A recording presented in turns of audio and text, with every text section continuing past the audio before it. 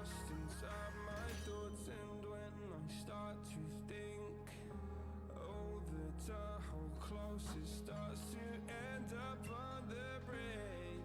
I tried so hard, but all these scars, they cut so deep, I bleed. I fell so fast from heaven, it's like someone clipped my wings. Now I'm falling, and I can't see the ground. Can we stop this gravity? It keeps bringing me down. I can't breathe, and I don't wanna die. Can we stop this gravity? 'Cause I don't wanna say goodbye.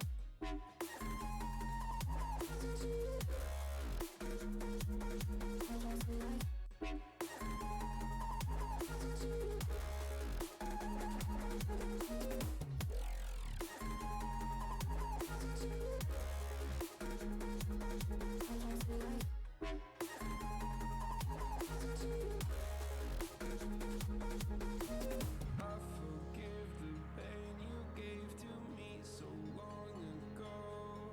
Sleepless nights I laid awake just begging to let go. I almost got to suicidal thoughts, but you stepped in. An angel sent from heaven showed me how to live again. Now I'm Alright, I think it's about time we get going. Hello, everybody. Happy Thursday. Happy Hidden Ability Starter Day. That's not true, it's yesterday, but, you know, we don't stream yesterday, so, here we are. We're here. I gotta actually transfer them in now that I think about it. But we'll get to that in a moment. Welcome, one and all, to twitch.tv/PrettyPony. My name is Jason. I am your lovely host, and yeah, that's, you guys know the drill. You know what we do today. I am doing well. I'm going to assume your name is Hi. I'm a Pokemon hunter. That's a perfect name as long as it has spaces in it. And you actually don't read it really quick. Hello, I'm doing well. It is Thursday. It is a sunny day out, relatively speaking. It's hot as balls where I am, though. It's muggy. It's gross. I've been hiding inside, except for a walk with my fiance earlier today, and it was brutal. But enough about me complaining about the weather. So we're gonna pick and start running through to get shiny hidden ability starters today before the DLC. And that is the objective. That is the rule. That is the game plan. I don't really have anything else crazy about that. If you don't know how to get them, I'll explain that in mere moments when we get started.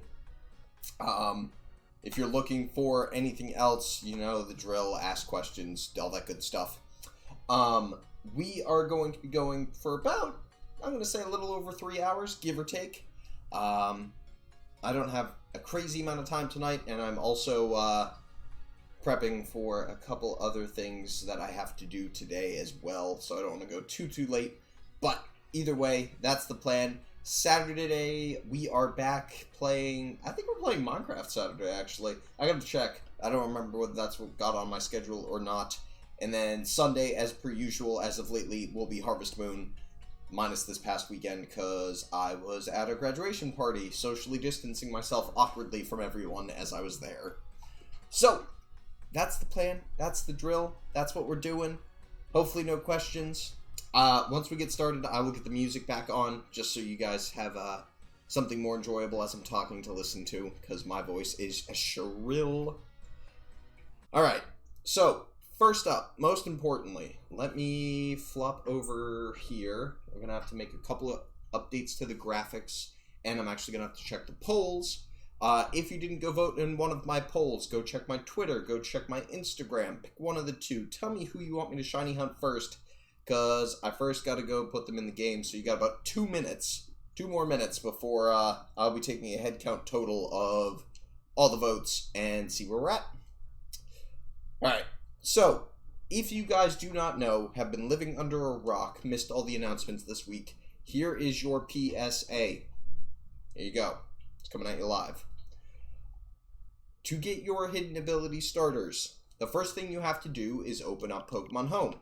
And by open it up, I mean come into your Switch and go to Pokemon Home. You don't need a paid account to do this. You can use the free account. It will work just fine. You go in here, log on in, sit on down, tell me about yourself. It'll take a hot second because, you know, naturally mine hasn't logged in on my Switch in a while since I did this, which I guess has been a couple of days. Go to Pokemon. Pick the game. It doesn't matter. I picked Sword because I use Sword for all of my good content, and by good content, I mean any of my shiny hunting and all that kind of stuff. So, obviously, box on the right, this is my in-game box. You must transfer a Pokemon from said in-game box, which I'm currently sitting in and around, over to Pokemon Home. Any Pokemon. It just has to be from the Galar region. As soon as you do that, and I'm going to just do it right now, we're going to grab this Scorbunny. We're going to shove him in here. There you go. I'm going to shove the Roly-Poly back now just because I can. You save and exit the game. As soon as you save and exit, and save and exit Pokemon Home, I guess it's not a game. As soon as you exit, you take your phone, your cell phone, your smartphone, your Android, iPhone, Windows phone, if you're crazy. Take it. Log into Pokemon Home here. Go to your mystery gift section. And once once Pokemon Home loads up and everything, your mystery gift section will have 3 gifts in it. Maybe a couple more depending on whether you've redeemed anything prior or not. Let's assume you have. It'll have 3. It'll have a hidden ability Grookey, hidden ability Scorbunny, and a hidden ability Sobble. All 3 are, from what I can tell, and again, this is, let's move aside from the competitive nature. Assuming you play competitive and you want them to be this way, I believe they are all correct natured Pokemon for what to use them for. And I have no idea where they are. Newest 30. That'll do. So you can see actually right here, Adamant Grookey, Grassy Surge, Scratch and Growl. So we're going to grab that, and we're going to bring that little boy right over, and we're just going to trade him out for that one, because fuck it, why not? Actually, no, I'm not going to trade him out. We're going to put him in the perfect stats box, even though that's a lie. But that's a good spot to store him. I've been trying to keep somewhat of a living dex, as you can kind of tell from my in-game screen. So if you're wondering why I'm not giving stuff up like that, that's exactly why. We're going to take the Scorbunny, which is Jolly Nature, and Libero, or Libero. I don't know how you pronounce it. You guys can correct me. I don't care. And we have finally Sobble with Sniper. I believe, and again, let's take this with a grain of salt. I moved all them in, so we're going to save and exit now and get out of here and go back into Sword. I believe all the natures are correct, assuming you're building an offensive set for all 3 of them. Adamant Grookey gives you an Adamant Rillaboom. The Sobble is Modest Nature, which is correct for building an offensive Sobble with, like, what's the water snipe move? Whatever that one's called, I forget. Snipe Shot, there you go. And the Cinderace is Jolly Nature, as it should be for speed, and it's got all that hotness to it. They only come with the moves they are given, and by that I mean they have no hidden ability move, or egg moves. Hidden ability moves, yeah. They have no egg moves, nothing crazy on them. So what we're actually going to do as soon as we're done picking which one we're going to start, which I will look in a second and figure that out, is we're going to, let's see, that is this my G-Max Eevee? G-Max Shiny Eevee. Okay, cool. I gotta put that in the right box. We're just gonna shove it in here for now. I also gotta double check to make sure I have all the G-Max Pokemon. I think I'm still missing a couple because they're all in raid deads right now. So if there's another hidden in announcement that I just gave you for free. So I will check to see which one of these we're doing first. As you can tell, they're 2 IVs, I think, each. Yeah. They have the 2 IVs in the correct spot if you're trying to build a perfect 6 IV Pokemon. So special attack and speed for Sobble, speed and attack for Scorbunny, and attack and HP for Grookey because he's supposed to be a tanky adamant demon. So, there's how you get them. All you gotta do, transfer Pokemon into home, that's Galar region, pull them all out of home, and shove them back into Pokemon Sword or Shield. Pick your poison. Now, I'm gonna go check my polls and see where we're at. Let me flip here. First we'll check Instagram. We've got a couple of votes for the Grookey Cookie. So a couple of votes for my dude Grookey. That's cool. We love it. And looks like we have a couple of votes for who we got? We got a couple of votes for the Bunnyman. So that'd be Cinderace. But it looks like Grookey wins out of pure numbers on a 4-1. 4-1 for Grookey. So we will start with the Monkey Man himself. And let me grab that then. I'm going to flip out and close out all my shit. That way I don't have it all sitting there. And leave my phone back over there on its stand. So we're going to take this Grookey, and that's what we're going to work with. Now, the two things that we need on this Grookey. 1, we need the hit egg move Fake Out. 2, we need the egg move, I think Hammer Arm is its other one. So the first thing I'm going to do is check out all of the ones I have. Fake Out, Knock Off, Hammer Arm, Drum Beating. That is exactly what we're looking for in all brutal honesty. So we're going to take that Rillaboom as well. See, this is where it becomes an important thing to have all of the Pokemon with you that you need for things like this. And by that, I mean I've done a ton of surprise trading stuff, and this is what you get over surprise trade here and there. You diamond in the rough. I hate saying it like that, but that's exactly the occurrence. I also need to hit this lovely daycare center up, because I believe it has my 4 or 5 IV non-English Ditto in it. I don't know what egg you're holding, but I'll take it. And I gotta take what you have as well. I'd like to get my Pokemon. Oh, this was, what, Solar Power Charmander probably that was in here? Oh, there's a bug in my room. Okay. I'm going to be doing all of the egg hatching from the Route 5 daycare because it's less laggy to do it from there. So if you're wondering why I'm grabbing stuff out of that one and going, I used to do them in front of the wild area, but a lot of the time the lag there just got extreme. And that's probably an Esper egg that we're looking at right there.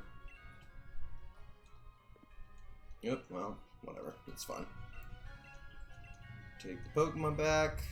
That's going to be my 6 IV Shiny Ditto right there. Place the item in the bag. And that's going to be my Hidden Ability Esper. That'll also get sent to the box. So we're going to have to do a little cleanup before we start. But that's going to be all the craziness we've got. I'm going to take that egg for the second. And let's get Charmander. Yeah. Let me take your held item. I'm going to move you over into here for right now. I don't want to lose any of these goobers. Just because if I do, I'm going to be mad at myself later. Yep, that's the Ditto, and that's the lovely. We were originally going for Shiny Esper, and I had no such luck, and we're like over, I don't know, hold on, let me see what current counter says. Shiny current hunts, there's Esper, and what's the counter say? Is that 1400? Yeah, that's 1400. Rough. Alright, so this is my 4 IV German Ditto. This is the best one I have right now. If anyone has a 5 or 6 that wants to be loving to me, I wouldn't say no. Just saying. I'm sure I will find one at some point, but right now, the best I have is the 4. So this is going to be what we use. and it's got the Destiny Knot already on it, which means it passes 4 of the 6 IVs from one of the parents, and we're slowly going to get our parenting skills up. But we're also going to use this Ditto here as well. So first thing we're going to do is hatch these 2 eggs, and while we hatch them, we're actually going to try and transfer those moves between the 2 Pokemon. To do that, to transfer egg moves, you can legitimately place 2 Pokemon into the daycare center and leave them there. Just shove them both in there. They must be breedable with one another. I have 2 eggs on me, so we're just going to ride around for a couple of minutes. We're going to hatch both these eggs, and I will continue talking about this as we go. The hidden ability, or the hidden moves, will pass from one parent, I guess is the way I'll phrase this, to the other one. And when they do pass the moves, they just appear on the Pokemon as long as it has an open slot to get them. So we should be able to pass both Hammer Arm and Fake Out without any issue to that Grookey that's in there. And honestly, they've already started popping an egg or 2. These eggs are full odds eggs, and they're honestly probably going to come out. Actually, no, they're not, because that's a Japanese Grookey, or Brillaboom. So that will actually pass full odds shiny potential right there on the off chance, but we're going to ride these out really quick. The main reason we're passing is to get Grassy Surge with the egg moves, because that's what we're really going to need. The other caveat here we have is I would love to see Grassy Surge with the higher IV on it. That way we're actually running with a better IV chance. There's the last Charmander egg I had. Hi, Devin. How's it going, buddy? How was your work day? Alright, random shit's now hatching, which is good. I'll update my graphics in a second. It's been a day, yeah. I get that, my friend. I do. Alright, these 2 we can clear out. I don't even think, unless they're like godly. Yeah, no. Both those are just gonna be released out into the wild. Goodbye. Goodbye. Sounds good, my friend. I should probably be done by like 8 or sooner, depending on how fast these shinies come out. I'm not gonna lie. If they pop up sooner, I won't complain. Alrighty. So now what we're gonna do is give that another minute or 2. We're just gonna ride around in circles. We'll grab these 2 eggs from it. If I'd been smart, and by smart, if I planned ahead on this faster, I could have done all this prep work, but I figured showing you guys and letting you understand how to do these things was probably the more important thing, especially because a lot of people don't know how to transfer moves between Pokemon and how to get max shiny odds and how to get their correct nature and abilities to pass. So, if you're wondering about that or new to Pokemon, here's your chance. Ask questions, be informed, line. You know, all that stuff.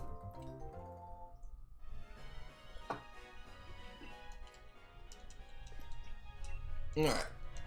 I think we're probably good now. Let me take this Grookey back. I'm going to add him to the party. And I'm just going to shove that Ditto into the box for a second. Leave him as is. Yep, and I'll take the Rillaboom as well. And you can just go straight to the box. Alright. So, let's see if they passed. Nope, didn't pass yet. Darn. Alright, no big deal.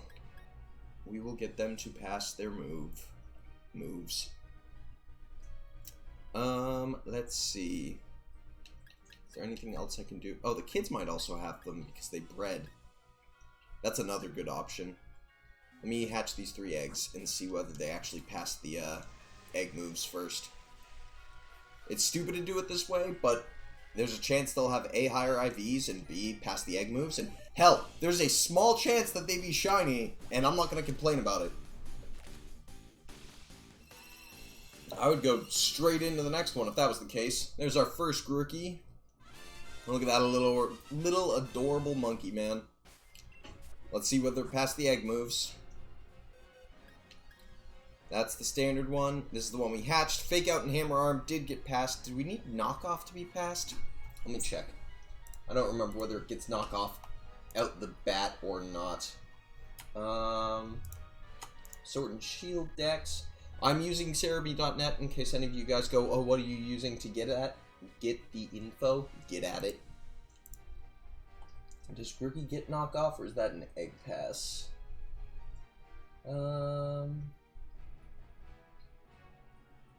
Fake Out and Hammer Arm are both egg pass. Does it need to evolve? It evolves and gets Knockoff. So we're good under the assumption that that's what we're looking for, which is perfect. So, in total, we've passed down the egg moves. I should, and let's see, stats didn't get any better. They honestly got worse. That's okay, though. We didn't plan on passing stats with these, so it's not surprising to me. But, what we'll actually do is, nope. I'm going to take the Destiny Knot from him. I'm going to put that there. And didn't get the right ability either. So, that's the first one in the trash pile, but that's okay. We're going to give... let's see, where's our items? Oh boy, they're all up in here somewhere. Hold on. I gotta dig out a Destiny Knot from here. Where are they at? Oh, this is an ABC order. Never mind, I'm just dumb. Someone can laugh at me for that one. There we go. And we'll also need an Everstone. But, nope, I didn't mean that. I meant by a name, but that's okay. Okay, we'll need the Everstone on this Grookey, because we do want to pass the Adamant Nature, I believe. Although, before I confirm that, let me double check using our tools. So, speaking of tools, an important thing to know here. If you are trying to figure out how to build a competitive Pokemon, which I know lots of you guys are, you can use all the tools. They're linked in my chat. You just have to do exclamation point depending on which one I'm talking about. Right now we're looking at Pikalytics, which is the VGC competitive data collector. And we're sitting looking at, most people are running Careful Nature, and followed shortly by Adamant. So I'm going to keep the Adamant Nature for it. That's the plan. If you're looking for Pikalytics, I believe exclamation point Pika in the chat. We'll get it to you. And Cerebi is my go-to for pretty much all my other info, both in just news and stuff coming out, and also with any data I'm realistically looking for. So if you're ever wondering and going, what do I look for, or how do I look for these things, most of the time, that's how.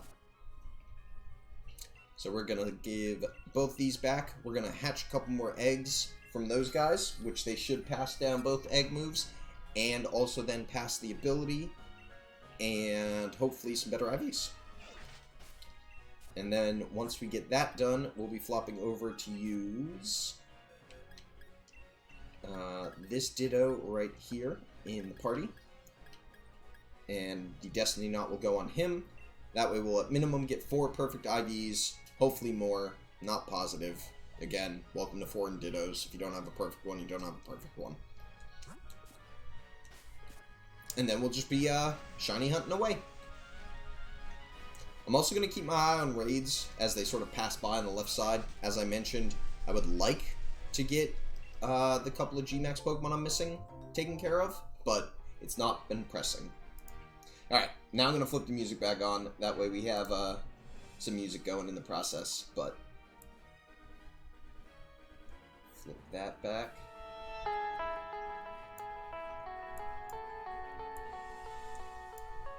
There we go. I'm trying out a new royalty-free playlist, so if you guys like this one more than my other normal one, let me know. They're all relatively lo-fi beats, but this actually has lyrics to it.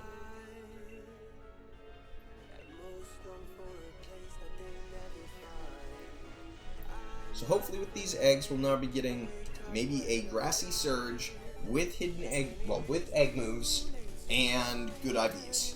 And then once we get a good one there, I will dump in and try and get a 6 IV of it. And then we'll shove it in with our 4 and Ditto. And we will try and make a perfect hidden ability starter Grookey with egg moves. And rock and roll with that. And I also gotta fix the counter and stuff once we get there. Half an hour of prep. That's what it took. Half an hour of prep.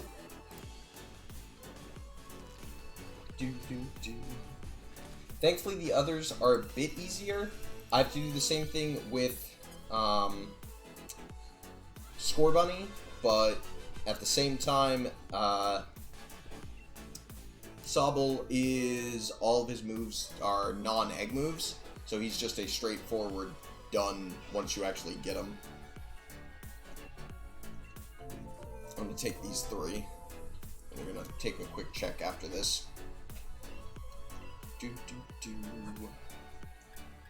And I will have to do some cleanup of the box before I forget that too.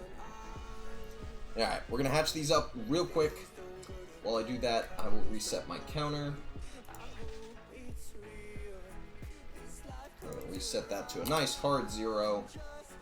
Someone remember 1400 for me for a hot second.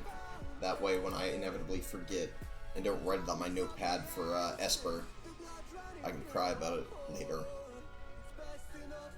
We had a rough time. Esper was what I was going for a while, and we just had no luck with it whatsoever.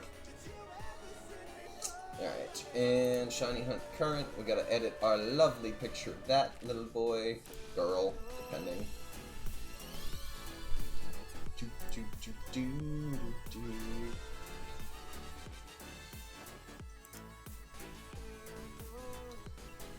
Alright.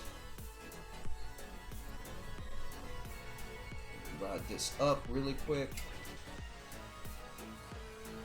I'm gonna go. And we're gonna go for Rook.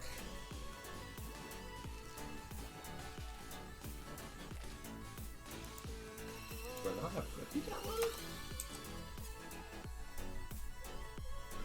Weird.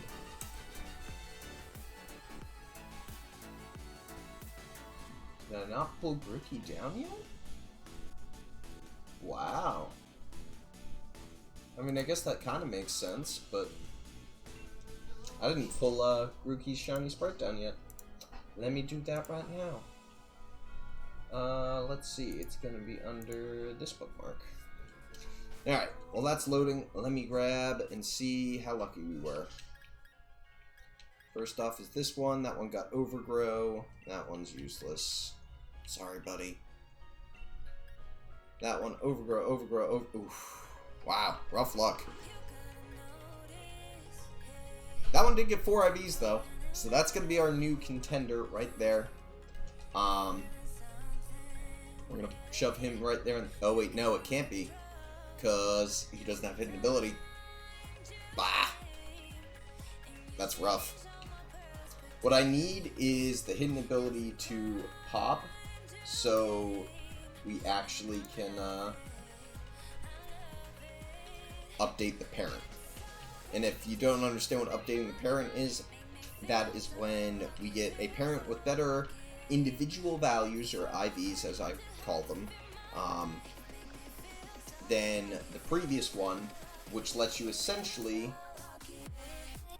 sit there and have the right Pokemon more competitively viable with all of its abilities intact. And potential. The other thing is potential intact.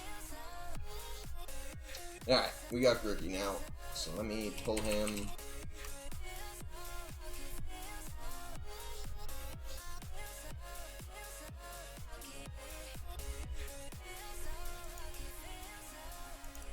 There's my boy. Ooh, that is a rough one. That is painfully bad looking. At least on my, I think it fixed itself, but yeah, that's as good as we're gonna get at the second. I'm not gonna be rushing it too much. I would go for the HD one, but again, I think it looks okay for the stream, all things considered. Alright,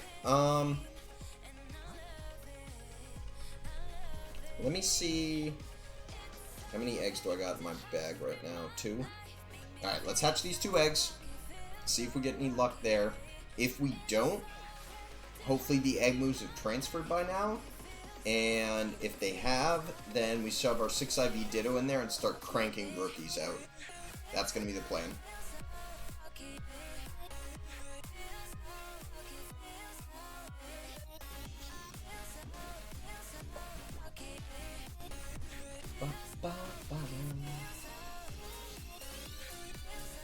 Look at that Grookey. That monkey man himself.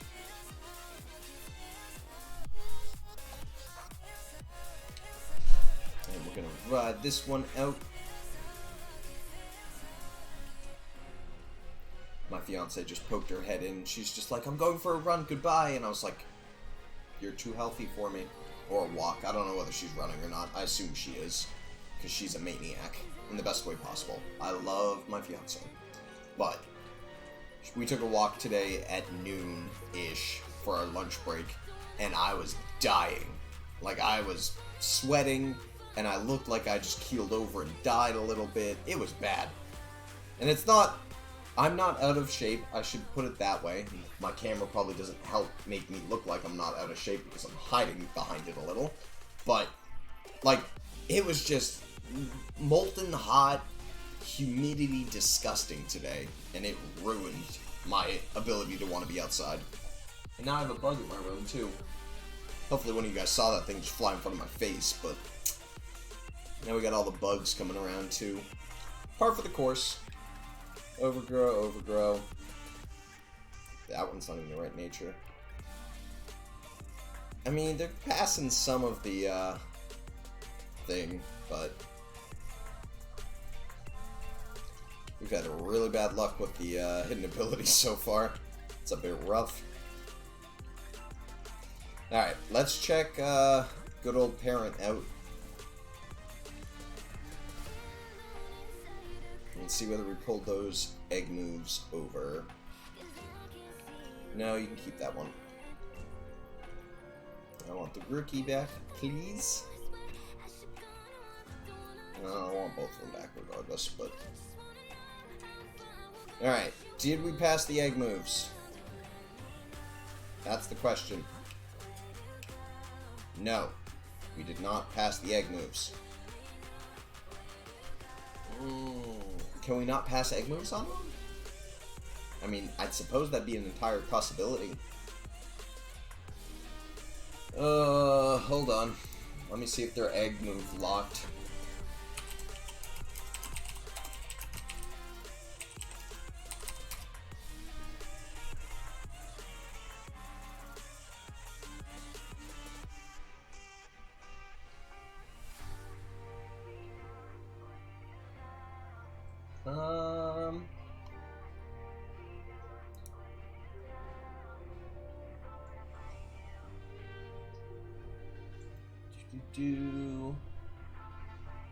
Evolutions don't count, so it can't pass egg moves unless it is a Rillaboom. Alright. That's okay. We can fix this.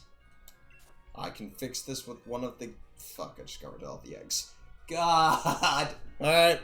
I just made it harder for myself. Unfortunately. Alright, let me get another egg. Damn it. So the egg moves... The egg moves pass only on the same evolutionary line. So while they can breed together, I have to have them both be the same species in order to give me a pass from Grookey to Grookey. So we have to get a female Grookey egg to hatch here for this to make this for me to make this work quick enough. So we're gonna ride these ones, hatch a couple more eggs. These are full odds, so I will be counting them, but the chances of me getting hidden ability are low. The chances of me getting the right nature is low. Well, the right IVs is low. And we do get the egg moves, which we know, but that's about it.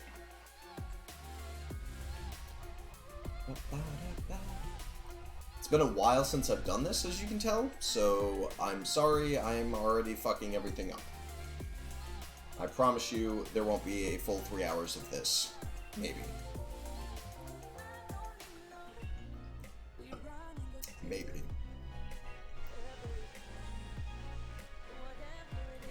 Try and get a hatch or two. As soon as we get a female, regardless of ability, we can put it in there and transfer the egg moves over. Once we transfer the egg moves over, we shove a 6 IV Ditto in there and crank out a good kid. Good kid. Good child. Yes, child. There's a piece of me that wishes and would think to go on and see if I could wonder trade myself, or surprise trade, whatever you want to call it, a non-English one of each of these Pokemon, and I might try and do that in the days to come, but at this point, we will have to suffer with the bed we're laying in right now, which, while not perfect, is doable. Alright, we're looking for a girl Grookey here. One female. It's a 60-40 odd, if memory serves me.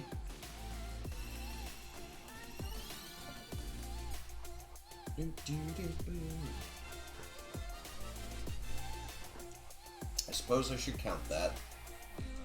While not necessarily a good chance, it is a chance at a shiny Grookey with a hidden ability. And that'll be number 2.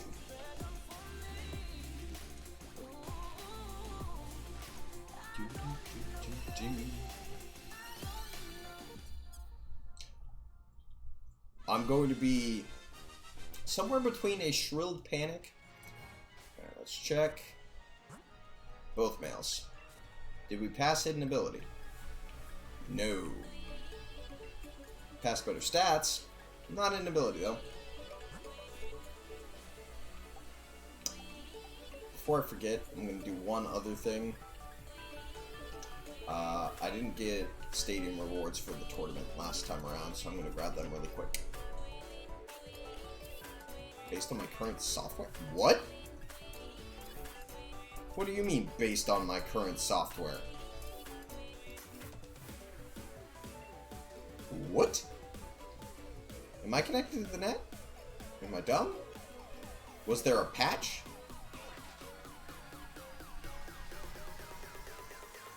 Am I... Yikes. I mean, I didn't see a patch pop up when I opened the game. Anyone remember seeing a patch that I'm just dumb of? Or ignorant of, I guess? So I had to close the game and open it when we move between home and back. I don't think there should be a patch.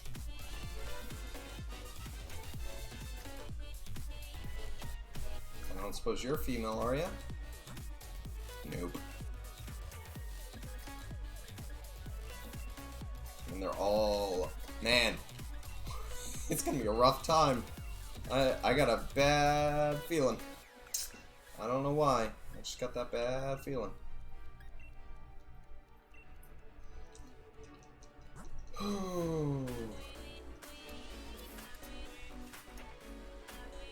There's a small piece of me that's thinking, like, the game's still out of date software-wise or something like that. I mean, it shouldn't be. There's no reason that it should be out of date. There's no reason anything should be wrong here. But it's irking me a little bit. Maybe that makes sense, maybe it doesn't. But the game has me irked ever so slightly about, A, the fact that we haven't seen one hidden ability yet. Although, I think when you're not using Ditto, it doesn't, like, the chance to pass is next to nothing. So that's probably why that one's going on. But I don't know why I couldn't redeem rewards either. That's a bit weird.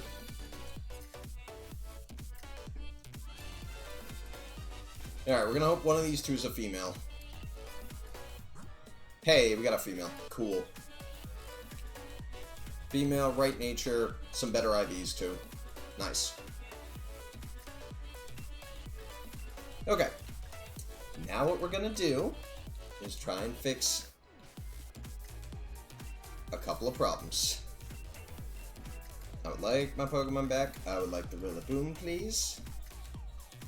Thank you. No, you can keep the Grookey for a second. Actually, wait.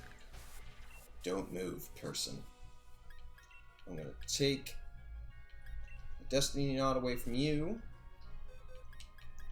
And we're gonna put you back, because you are good to go.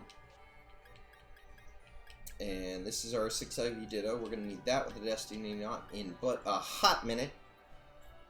We're gonna put that Grookey in, spin around in circles for a little bit. That way we can give the hidden ability, or the egg moves. I'm gonna keep messing all these up. I'm so sorry, guys, that my dumb brain is not saying the right thing. We're gonna pass the egg moves. Same species now, both egg moves, Fake Out and Hammer Arm on it. Just gonna ride around for a minute, chit chat with you guys. Once that's done, we're shoving the 6 IV Ditto in there, and we're gonna breed ourselves a lovely 6 IV Grookey, I hope, or at least damn near close. And then we're going to shove our non-English Ditto in there and try and get ourselves as close as we can to 6 IV shiny Grookey. And that's where we're going. That's the plan. This is the way. All that good stuff. And it only took me almost an hour. Almost an hour to set this shit up. Because I'm dumb. And I can't remember how to pass egg moves. Sure, I'll take the egg. It's a full odds egg, but, you know, YOLO. I'm gonna wait for her to... Okay, sure. I don't remember what the distance required to go is. I'm gonna assume that's probably good, but let's take a look. I'm gonna have to take both the kids back. Both the adults, I guess. Alright, thank you. Let's see if Mom passed to Dad. Hey, there we go. Grassy Surge with the Everstone on it to keep the nature correct. Both hidden, or both egg moves on there. And now, we can put him in with this lovely Ditto right here that's got all 6 IVs Perfecto Mundo style, and we need a Destiny Knot for that. We're going to give that Ditto a Destiny Knot.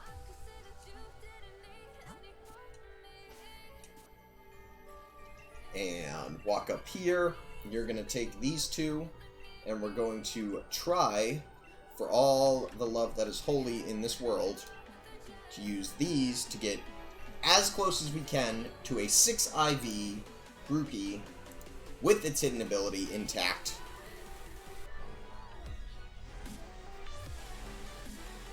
The shiny odds here are higher, but they're still non-zero. So we will be counting these, even though the chances are it'll be 9-year unlikely for us to get a shiny out of this.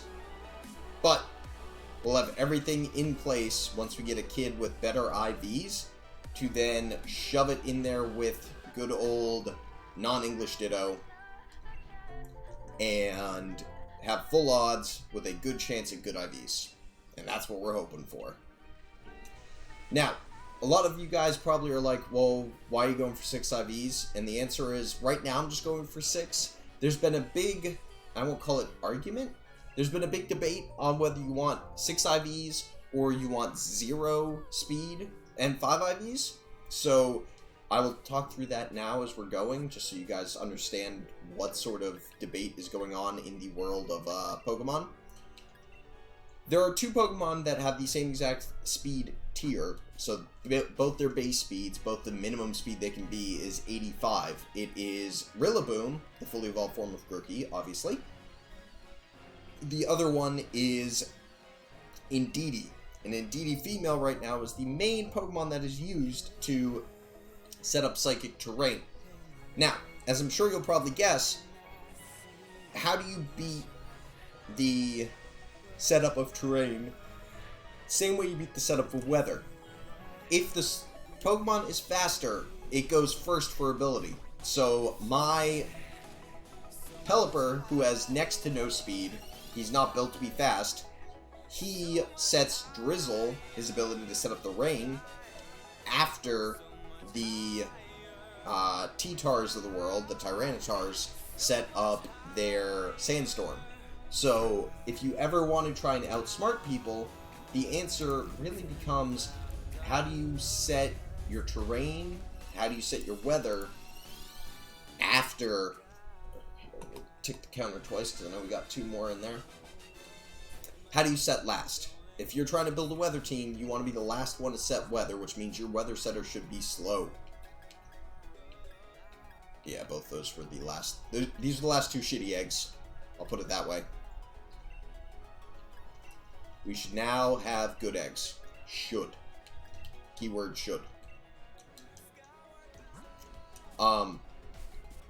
So the debate's been really around, if I get a 0-speed Grookey with a negative speed nature, or a non-speed nature, will I underspeed a Indeedee and set up Grassy Terrain over its Psychic? Obviously, if you don't know, Grassy Terrain heals every turn, and it also weakens the move Earthquake, I think Earth Power, and one other move. I could be wrong on Earth Power. I don't remember which three, I'll have to look it up. But, Psychic Terrain removes any of the priority moves from working. So no Fake Outs, no Quick Attack, forgetting like 5 or 6 others. But it removes that from being a potential. So if you're trying to run a team that is doing anti-Trick Room, if you're trying to run a team that's doing anti-Indeedee female, you want to remove its ability, which means that a 0-speed Rillaboom would be slower, and it still has access to Fake Out, which means it can still do a ton of damage right out the gate, just by being 0 speed and also hitting like a Mack truck with its physical attack stat. Alright, we're going to hatch these 5 eggs, hopefully find a better IV'd Grassy Surge Grookey, and then we're going to flop over to get ourselves the shiny odds in the max. So I'm in 2 camps, as you can kind of tell. I'm sort of phrasing these things for this reason. I could try and get a 6 IV Rillaboom, but that defeats the purpose of trying to set Grassy Terrain for terrain advantage at the beginning of a match. Now, do I think I'll be using Rillaboom in competitive? Personally, I don't think I'll be using them, which is why I'm trying to get the best odds for IVs and stuff now, instead of having to do it later. So that's Jason's logical reasoning to why I'm just going for 6 IV instead of a no speed 5 IV, because I don't think I'm going to use Rillaboom as much as I see him as a viable resource. You look at them monkeys, they're adorable. We're gonna hatch these up, see what their IVs are looking like, and then we might upgrade the parent and slowly make our way towards 6 IV. That's gonna be the hope, but I'm not gonna promise that one. Did I hatch all of them? Hatched almost all of them. Alright. See, now we're getting Grassy Surge, which is good. That one's 4 IV. That one's 4 IV as well. So that's not bad. That's actually really good. That's Overgrow, though. So that's the one... That's the one we're probably going to almost work with. Anything that's Overgrow, we can just release. That one got 1 IV. Yeeks. That got all of the original Grookey's stats. That one's Overgrow. Alright, let me grab and put that egg back in. I'm also going to move boxes now, because I don't want these going all over the place. And I have this lovely box of stuff. And I guess a couple more Esper eggs, maybe? Yeah, let me shove them in. We're going to go upgrade the parent. So by parent upgrading, what I mean by that is we're going to take out the original Grookey with Grassy Surge that we have in here. We're going to put in the new Grookey I have that has better IVs. And what that inevitably is going to do is allow me to have a better chance of getting perfect IVs. We're going to leave Ditto in there at the second. We're going to take that Everstone. I'm going to move you to... I'm just going to move you to the hidden ability box for now.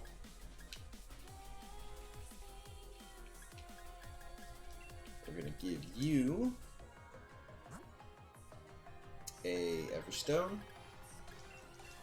That way we're still maintaining the nature, and now we're maintaining a higher chance at 6 IVs with this Grookey. Because we move from having 2 to having 4. Which means our chance at 6 goes up exponentially, realistically. And now we keep riding. I am going to hatch the eggs that I have on me. I have a couple of Grookeys and I think a couple of Espers sitting in that box, so we're just going to hatch them out really quick. But that's where we're at. Look at that Grook. Look at that boy. These ones are still technically... not full odds, but there might as well be full odds, just because it's a large chance. Was really hoping she'd have an egg ready by now, but alright. Let me just ride these bad boys out.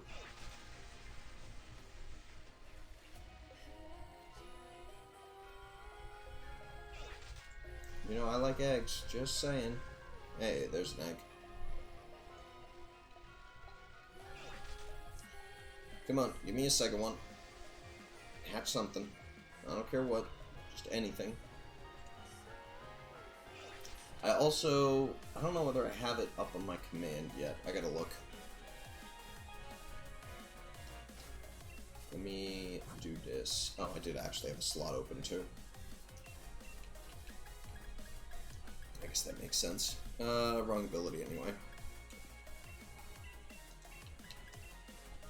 Do.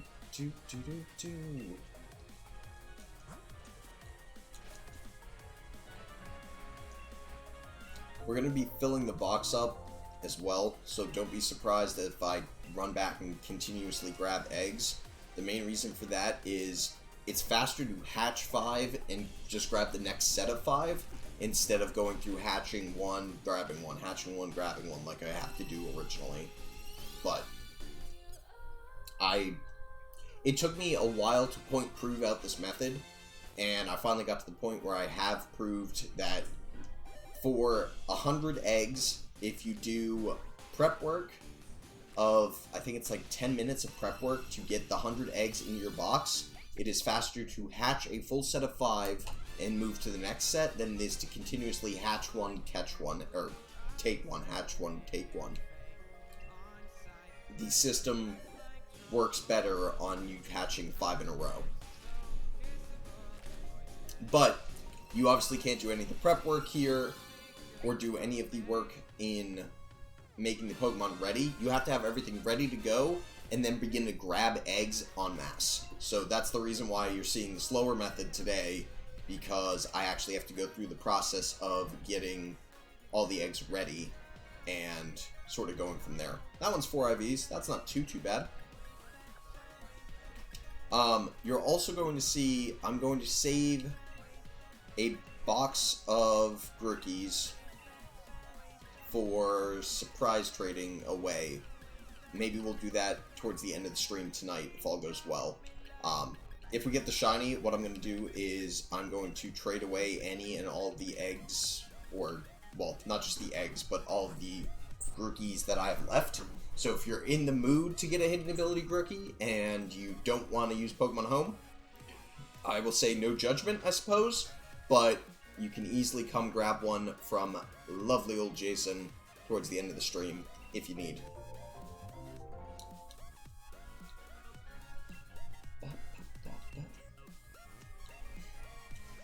Alright, let's ride some of these bad boys out. Let me turn my music back up slightly.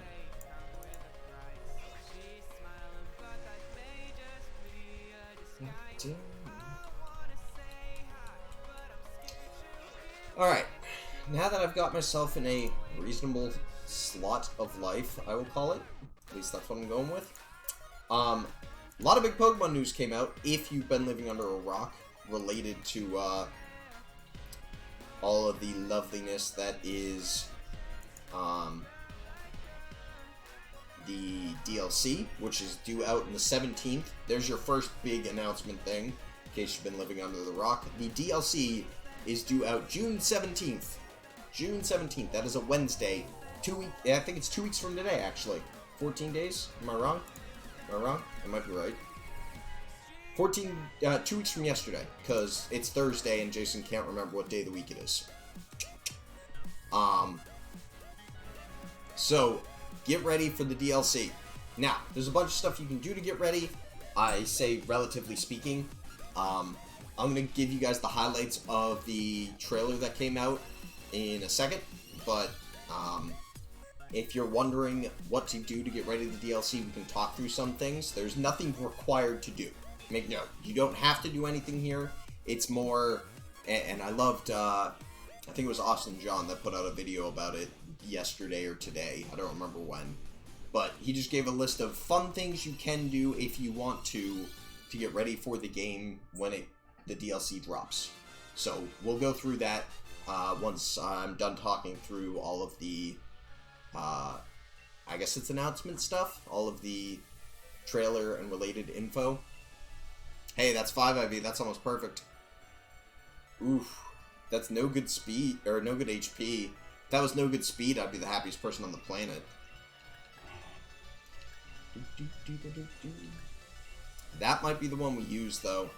It's a 5 IV with hidden ability and egg moves. And we'll grab all of them. We'll see whether we get a 6. There's a chance we do, but I'm not really rushing for it, necessarily speaking. I think this is going to be one of them, and then the next two will be the last 2 Espers I had. Alright, so let's run through some of the stuff from the trailer, if you missed it, or lived under a rock. Releases June 17th, as I mentioned. We already knew that. The 2 new Regis got their names. So now we know the names of the 2 new Regis. There is the electric type Regi, which is Regieleki, or Eleki. Yeah, it's Eleki. It's got a new ability called Transistor. I'm not sure what it does yet. No one actually knows what it does yet, to be fair. We then also have Regidrago. Hold on, let me make sure I pronounce that right. Regidrago is how they're pronouncing it officially. It is pure dragon type, and it, let's see, it has a new ability called Dragon's Maw, and its unique move is called Dragon's Energy, and it does more damage based on the amount of HP it currently has. So if you think about it, the most amount of damage you get is out of a very fast Regidrago Regidrago, using Dragon's Maw right out the gate. Or, sorry, using Dragon Energy right out the gate because it's at full health. It reminds me a lot of Torkoal with Heat Wave, or not Heat Wave, Lava Plume, or any really Lava Plume user, I guess it doesn't really matter which. Yeah, any Lava Plume user at full health will hit like a Mack truck, so reminds me a lot of that, but, let's see, what other big things? The typings for Articuno, Moltres, and Zapdos all were released. Articuno is a Psychic Flying type, right? Yes, Psychic Flying. It has the competitive ability, and it has a new signature move called Freezing Glare, which has the potential to freeze the target, even though it's a Psychic type move. Pretty interesting in my opinion. Zapdos is fighting flying. Another, I hate to say another Hawklucha, but another Hawklucha. It is Defiant in its ability. So Defiant, obviously when its stats get lowered, its attack stat goes up. And it also gets a unique move, Thunderous Kick, which lowers the defense of a target when it hits. And finally is Moltres, which is Dark Flying, has the Berserk ability, just like Drampa, and it has Fiery Wrath as an ability, or a move, which does damage and might cause a flinch. So, all those great potential. I don't think we'll see them necessarily in the competitive aspect anytime soon, but hey, maybe. Alright, let me update what we're doing here. I'm going to still keep that egg just because I'm a good human. We're going to take the parents now because we have a good set. And as much as I'd love to use my 6IV Ditto for this, I want full odds.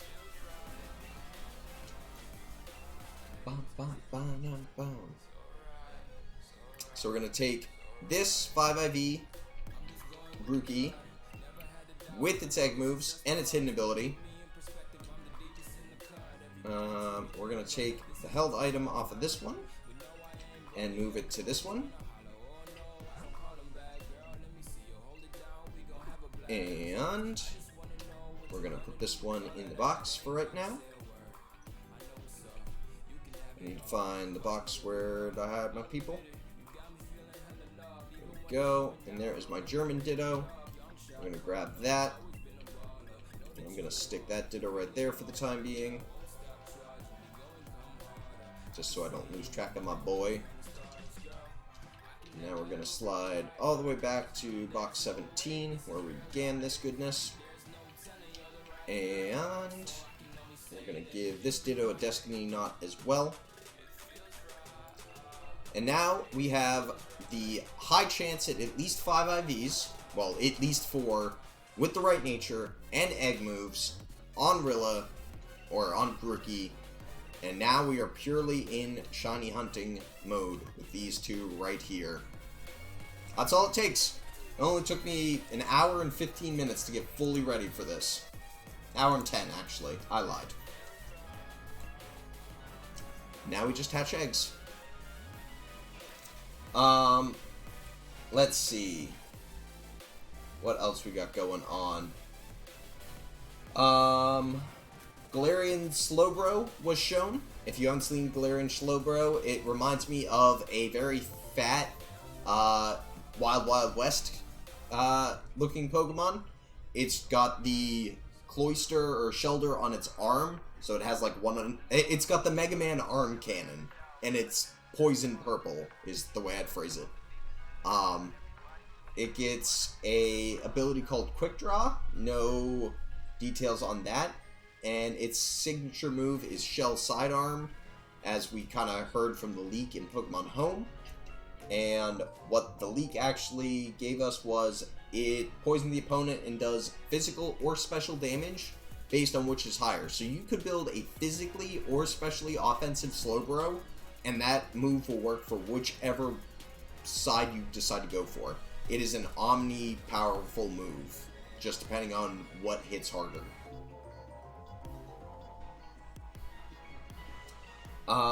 Next big thing that we got was both Venusaur and Blastoise's signature moves in their G-Max forms. Venusaur's is called G-Max Vine Lash, and just like Charizard, G-Max Charizard's, it does damage for the next 4 turns, and it only affects things that are not Grass type. Grass types aren't affected by it. So, if you remember G-Max Wildfire, this is the same thing. G-Max Vine Lash, and Blastoise's is G-Max Cannonade. It finally uses the cannons on the back to actually put out and do work. And same thing, only water types are unaffected by that move. Well, the constant damage from that move. That's a better way to phrase it. So there you go. I'm excited. I can't wait for Venusaur and Blastoise. Don't get me wrong, I love Venusaur as it is, but G-Max Venusaur, especially if I can get my Venusaur that I have to be a G-Max. I have a Chlorophyll Venusaur with its competitive readiness set up, so I'm really excited if we can G-Max that thing. It'll be a good time. They talked a lot about Kubfu? Yeah, that's it. That's its name. Kubfu and Urshifu, its evolved forms, and its G-Max form. They talked about what its abilities were, what its signature moves do. The big thing, it can break through Protect. It can break through Detect. It can break through any of those moves because of its ability, and its G-Max move can break through a Max Guard. So, if you ever wanted to understand how to break Max Guard, it's gonna be with Kubfu or Urshifu, because it can. So keep that in mind. I don't think it's gonna hit VGC anytime necessarily speaking soon, but when it does, that thing is going to be the biggest breaker of a G-Max Pokemon, or a just Dynamax Pokemon in general. So keep it in your head. Keep awareness alive for it. A new grass type move called Grassy Glide got announced. It gets priority in grassy terrain, so that might be another chance for some grass type Pokemons to really come out and shine. I believe it said that Rillaboom gets it, so we might actually end up changing up Rillaboom's moveset once we get the shiny, of course. But I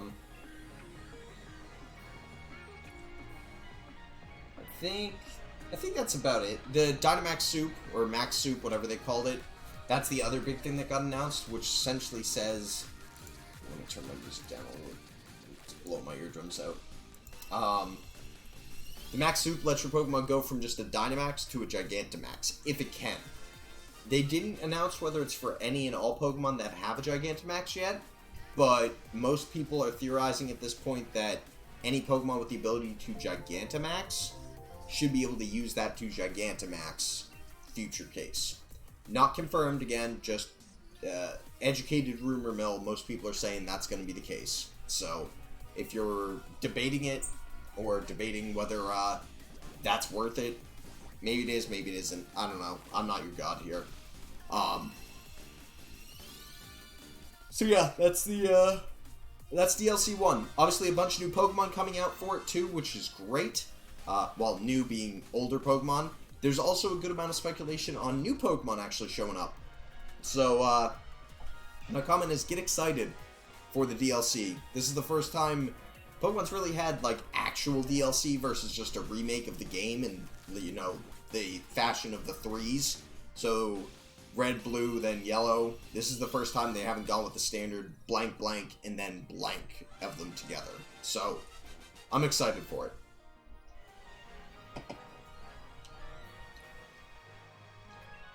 We're gonna keep grabbing eggs. I gotta hang around her and set up my egg stockpile. That way, hopefully, we can move in a faster pattern. Although, I do think we're out of eggs in my bag, though. Yes, we are. Alright. Yeah, we're getting, Ooh, that's a really good one right there. So we're not doing too bad. I mean, this is exactly what I'm sort of expecting to see for Grookey life is what I'll call it. We're going to keep all the Grassy Surge ones with the egg moves. I'm just going to move them into a separate box for right now. That way, we can surprise trade or trade some of these out later for you guys. Start sliding eggs into, I will call them, grabbing position. So all 5 of these eggs will hatch at the same time now, and we just get to ride out on the bike. But we're gonna ride around in circles in front of the lovely daycare woman. That way we don't fuck that up. First though, I've been talking for a little bit. I need to refill my cup. I'm gonna go hit the bathroom too. Guys, we'll be right back in a hot minute. Enjoy the music. I will be back in a hot second.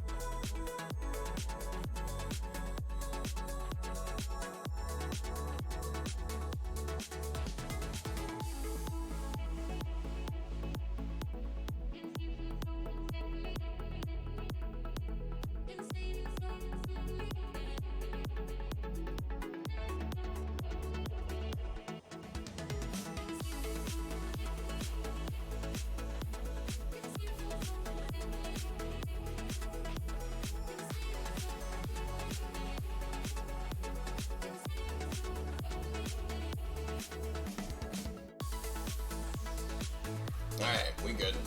We're back. There we go.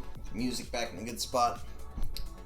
Sit on in, lay on back, relax, and hunt them shinies. Hunting them shinies. You guys will have to tell me in chat, what is your most excited part? Yeah. Let me tell you what your most excited part is. It's the dick. But seriously, you guys tell me, what are you most excited for the DLC? You excited for the old Pokemon coming back? You excited for the new abilities? You excited for the new Galarian Pokemon? You excited to see whether they pull one out of their hat and give us something else that we haven't been told yet? Let me know what you think. I'm honestly, actually, I'm intrigued to see what you guys think. I think, if you ask me right now, my current, I'm going to say hope, expectation, joyous thought is around the potential for some more Galarian Pokemon that are variants. I've seen a lot of content creators speculating on what Pokemon may or may not get a Galarian variant. Most people are speculating Dustox and Beautifly still because of Clara's bow. If you don't know who Clara is, she is one of the people that you will go to the Isle of Armor with. She, I think, is the sword one, if memory serves me. I don't remember who the guy's name is. Someone will have to remind me in chat. But her bow in the back of her head looked exactly like a Dustox. 1, 2, 3, 4, 5. Oh god, we're at a weird number. Womp womp. Alright, we're at max shiny odds. Let's see if we can get something done today. But yeah, the speculation on a Galarian Beautifly Dustox. I've seen speculation on Nidoking and Nidoqueen still. There's been speculation for like a Galarian Scizor, just because we saw Scyther, so we know Scyther and Scizor are going to make it. People are hoping for Pinsir still. A bunch of different bug types, to be honest. It actually surprised me how many bug types, like, they were actually talking their way through, just because of what we saw in the trailers.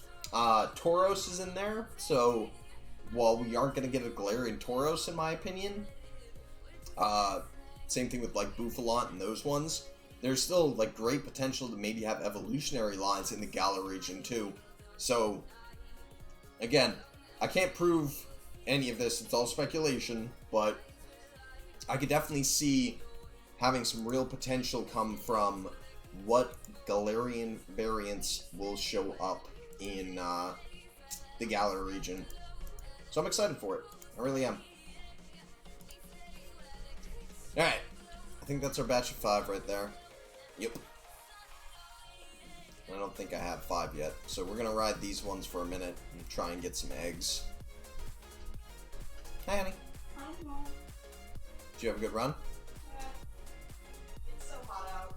Same. I only did like 2.3 miles and I finished walking. 2.3 miles, she shrugs like it's nothing. Yeah, it's not a full 5K. I'm sorry, I barely can run a mile.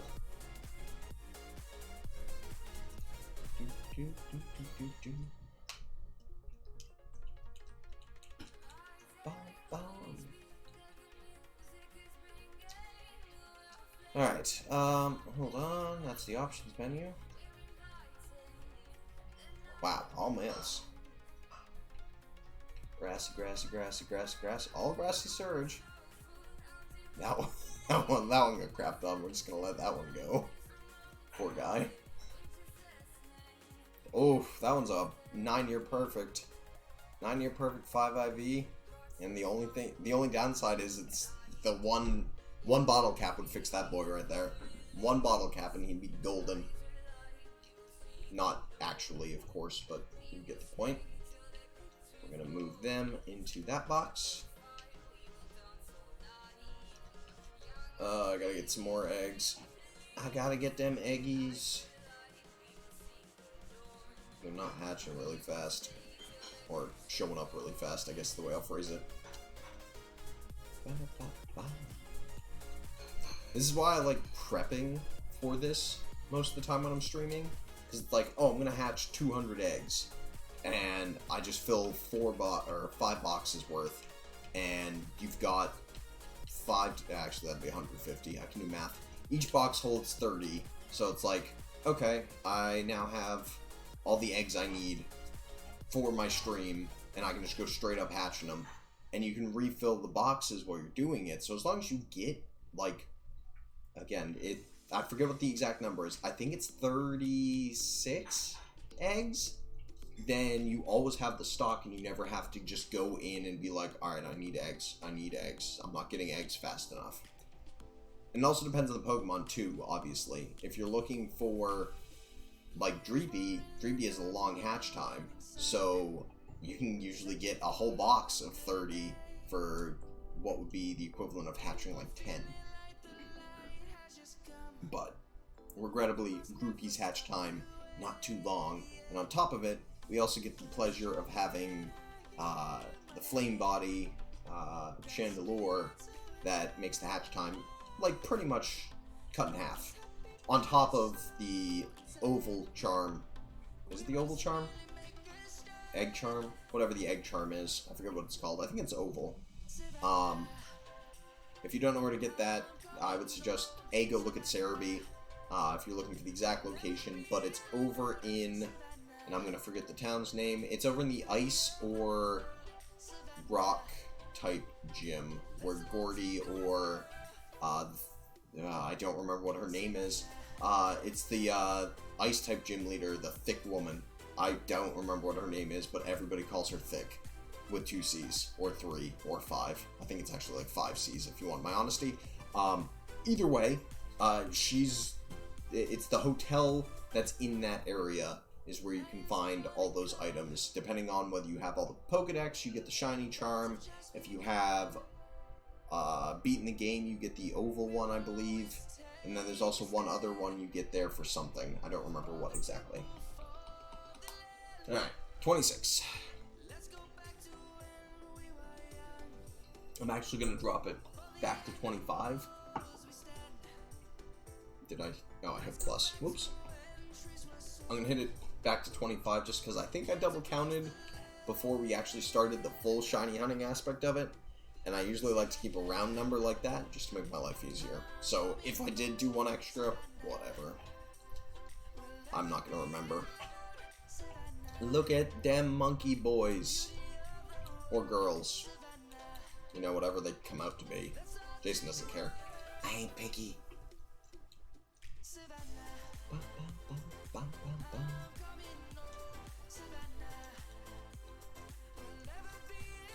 We'll see if we can get our golden gorilla. Is that what I called him? I don't remember. I think I called him Monkey Man on Twitter. I was talking earlier to somebody about this, and I was like, yeah, I don't know whether I'm going to do Monkey Man, Bouncy Boy, or, what do I call, like, Soaking Sniper or something like that. I used, like, 3 random names, and I was just like, that's how I'm going to put them in the poll. I'm just going to leave those weird names out, and we're just going to go. So, that's where we're at.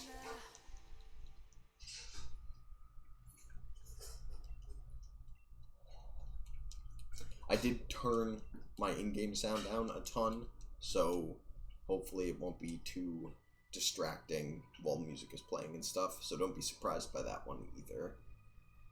I'm gonna get a couple more eggs before we grab the next set. Just because I'm trying to get a stockpile in front, so that way we never run out, and we can always be hatching and gathering at the same time.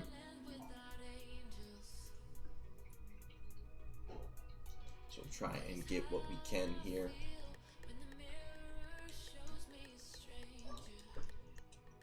I would love for at least one of the 3 of these to come in under odds.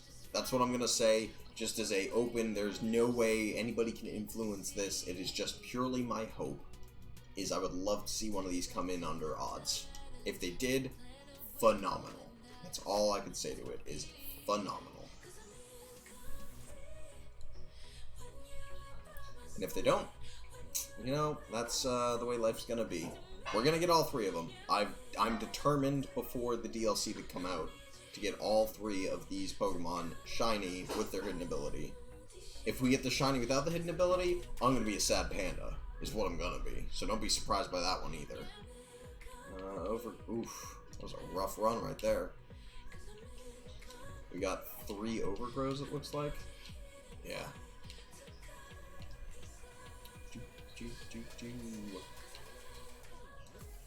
We will be giving all these away towards the end of stream if things go well. If things don't go well and I'm still hunting, then sorry, probably not. Maybe we'll try and do it another day. But I'll just have to see how these things go. Ooh. Crap, I keep hitting B instead of A. Grab there. See, now that we at least have 5 in there, we can continue to gather, hopefully faster. I don't know what the,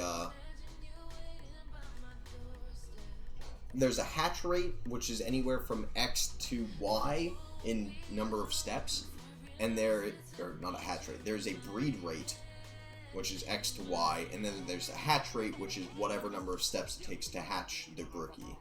So, I'm hoping that we're in a good position now where that breed rate is lower than the hatch rate times 5. Or, sorry, the breed rate times 5 is still lower than the hatch rate. Because that lets me get at minimum 5, shove them in the box, prep them to be hatched next, but I don't know whether that's true or not, because that's 2. That's going to be 3.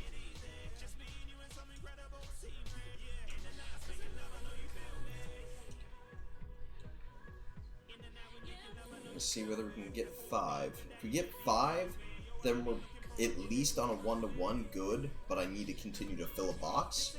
If we get more than 5, we're golden, because at some point that box will continually go until it's filled up. So that's number 4. If we get 4, we're in trouble. At least in the aspect of, like, we need, alright, we would need a stockpile of eggs, because we'd slowly run through them faster than we could retain the number. So that's 5. So at minimum, we can hold even here, but we will need a full box of eggs in order for that to work out for the better.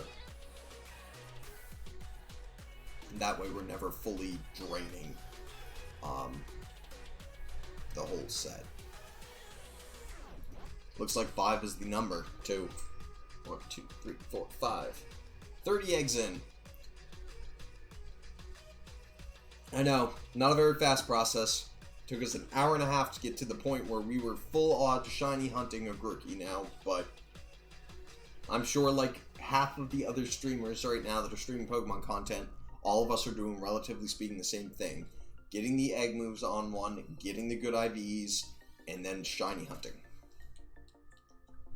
Which is good. I mean, you honestly can't hope for a better scenario here. And admittedly, these are going to go... I'm probably going to shove, like, a box worth into my Pokemon Home and Wonder Trade them out. That way people have a chance of getting them on Pokemon Home. And I'm probably going to surprise trade out some at some point in the near future. That way everybody has a chance at the hidden abilities, too. Because I know a lot of people that they very much silo themselves into, I'm playing Sword and Shield, that's the only way I get Pokemon, is just staying in the game and doing things in game. So, if somebody's doing that, I entirely understand it. I don't blame you per se, but I want to work to help them help themselves and get the Pokemon with the egg moves and the hidden abilities. That way they're not necessarily siloed. Because a lot of people that are in the younger generations, they might not have cell phones. I highly doubt it, but they might not. So, letting them have still the ability to get Pokemon Home downloaded and taken care of, and be able to use the hidden abilities, it's great. It's good for it. I really shouldn't be releasing like this either, because it takes forever to do. But that's more shaming on me for anything. Look at that. At this point, we've gone... Oof, that was rough. That was rough, too. We have a almost full box. We're halfway through a box of hidden ability Grookies. Just like that.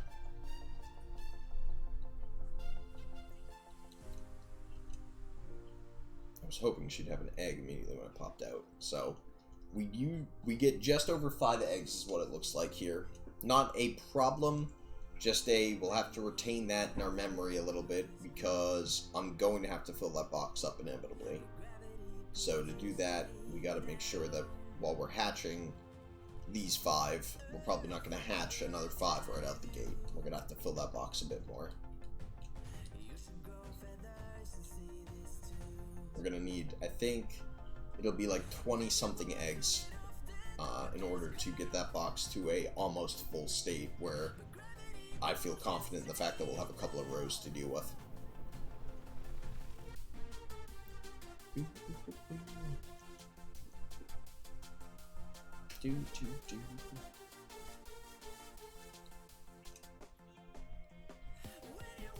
Man, I'm already feeling my voice. This is what happens when you don't stream for like 3 days, or, well, like, my normal stream schedule is Tuesday, Thursday, Saturday, Sunday, and I didn't stream this past Sunday because of my nephew's graduation from high school. Now he's hopefully prepping to go off to college. And Tuesday was Blackout Tuesday and all the stuff in the world that's going on, so most people I know, including myself, decided that probably a good idea to not stream.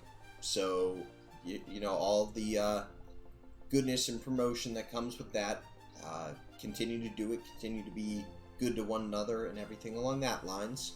At the same time, I decided to remove myself Tuesday from streaming, and now we're back on Thursday, and my voice is already, like, I can feel my vocal cords being like, Jason, what are you doing?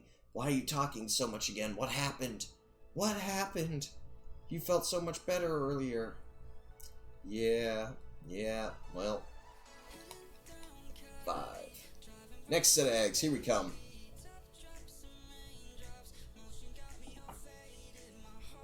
What do we got? We got some Grooks.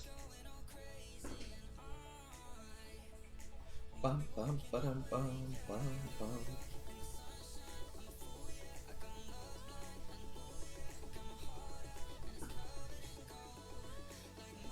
I want some number predictions, chat. Give me some number predictions of when we're gonna get this shiny. Are we thinking under odds, over odds, way the hell over odds? You tell me. You tell me what you're thinking.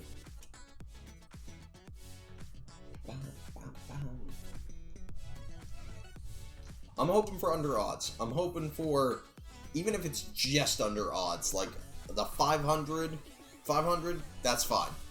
If it's anything less than that, I'm ecstatic. If it's anything more than that, just over more, I'm still okay with it.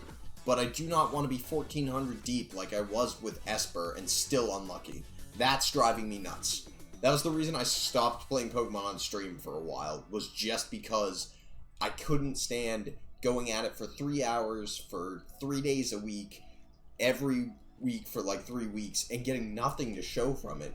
Like, I got content, I suppose that's the general scheme point of it, but I couldn't bear not having, like, anything, no shinies, no nothing. I didn't have it. I ran out of candy in my bag, ran out of money in game a couple of times, just because it's like, what else do you do? And the answer was, I tried to find other ways to do content there, so I competitively trained some Pokemon. I went and played in the tournament and did really awful. Actually, that's not true. I didn't do awful. I just didn't do great.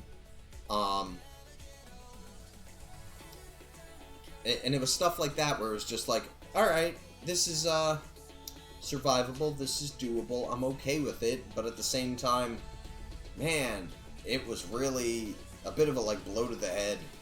It just didn't, it wasn't as exciting as I wanted it to be, I guess is the way I will phrase it. And it made me, it discouraged me enough where I was like, I need a break from it. And now I'm trying to reset a little bit of my schedule in Twitch and in, like, with what I do with you guys to be a bit more fun for me. I'm now doing achievement hunting on, like, all of the Xbox Game Pass games, so we're going to be playing that on Saturday. I think we're playing Minecraft with Stephanie. I could be wrong. That might be next week. Either way, like, just doing Minecraft achievements. Yeah, it's stupid. Don't get me wrong. There is nothing exciting, in my opinion, about doing them. But hey, that's a whole bunch of achievements that I've been sitting on and haven't done. Why not? Why not? Let's go do them. Let's go do them and get them done. I still didn't play through Gears Tactics or finish playing through Minecraft Dungeons. I've been loving those games. Minecraft more than Gears Tactics, I won't lie. Gears has started to drain on me again.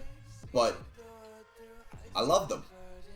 We played them for weeks, and I missed Tuesday because of what was going on in the world. We were going to finish up Gears Tactics on Tuesday, so I still have to do that. That's going to be next Tuesday now, and it's going to be enjoyable. Like, I love Gears. I love the Gears universe and everything like that, but there's an end to it, and I think that's the other point that I kind of internally got into my head and said, I'm already at the end point with Pokemon. The DLC is going to push me back into it, and I'm going to enjoy being pushed back into playing Pokemon a bit more. So that's what that's why I'm really looking forward to it, is because as much as I love sitting and spinning around here in a circle sometimes, you guys know it, I know it quite well, it's not the most exciting thing to watch. I can talk, I can make conversation, I can tell you guys what I'm thinking, but is it more exciting than watching... excuse me, apologies for the yawn. Is it more exciting than watching that than it is watching like a FPS streamer go nuts? And the answer is, depends on who you ask, but I would say no. And that's coming from someone who is no good at FPS games either. So I bear that in mind too when I say it, because it's like, oh, well, what would you guys rather watch? And I say you guys in the general aspect of you as humans. And the answer is, if you ask most humans what they would like to watch, the content that they're watching right now on Twitch is, let's see, top 5 right now. Fortnite. Fortnite is still top for some reason. Can't tell you why. League of Legends, which is great. I am a very avidly enjoying League player, but not any of its standard game or ranked mode. Nope. I am very much the League player of Teamfight Tactics. I love TFT. I also am a huge fan of Earth and their other simple game modes is what I'm going to call them. So you're never going to find me streaming ranked. Most ranked I will stream is probably TFT. And trust me when I say it's not any more fun than non-ranked TFT. It's just that's what it is. And if I'm going to stream it, I'm probably going to stream it with friends for another thing. So if you're looking at it and going, oh, why aren't you playing as hard as you usually are? The answer is, I'm playing more stupid builds, or I'm trying to figure out ways to make things work, because I don't want to step on whoever I'm playing with toes if they've got a great comp going, or they're trying to do something. At the same time, there's also just the, I don't feel like fighting with the people I'm trying to play games with live. And I say that in the aspect of, like, I get angry, I get heated. I don't think I've ever said anything I shouldn't, but at the same time, I'm sure anyone that's played games with me could say the same thing. But it gets to the point where, yeah, if I'm frustrated, showing my frustration on stream, I guess, is enjoyable for some people. I mean, people like, what's that guy's name? Dr. Disrespect, right? That's the dude that always yells a lot. Same with Tyler, I think is the other one. All they do is yell. Like, I don't want to sit here and yell for a living. I already do that for a living at my day job. I yell a lot. And yell is relative. I talk loudly a lot. There. That makes it sound nicer. But it doesn't change the fact that, do I want to do that here when I'm trying to enjoy things? No! God, no! I would rather sit here and have a conversation, try and be slightly educational in the aspect of, like, oh, you don't know how to breed a Pokemon? Let me tell you. Oh, you don't know how to play this game? Ask me questions. Oh, you don't know what's going on with, I don't know, the DLC? Here, I'll run you through the changes. I'll run you through what we know, what we don't know. Tell me about your, what do you call it? Tell me about your predictions. Tell me what your favorite Pokemon is. I don't care. I'm willing to have any sort of conversation. But I don't like conversations when all I'm going to do is get angry. I don't find that to be good content. Which is why you'll never... If you see me streaming something that's making me angry, it's probably not going to be me streaming for a very long time. And the tournament back, I suppose it's been, 2 weeks? 2 weeks back now? The tournament was a key factor in that. If you watch that stream, you know the first half I did all my tournament matches. Second half I finished the game called Island Saver and perfected 100% of the game. And what did I have more fun doing? Island Saver, by far. The tournament was fun. It was fun because it just reminds me that there are a bunch of people that know how to play the game well. There are a bunch of people that know how to play the game. And there are a bunch of people that are just doing random shit to throw you off.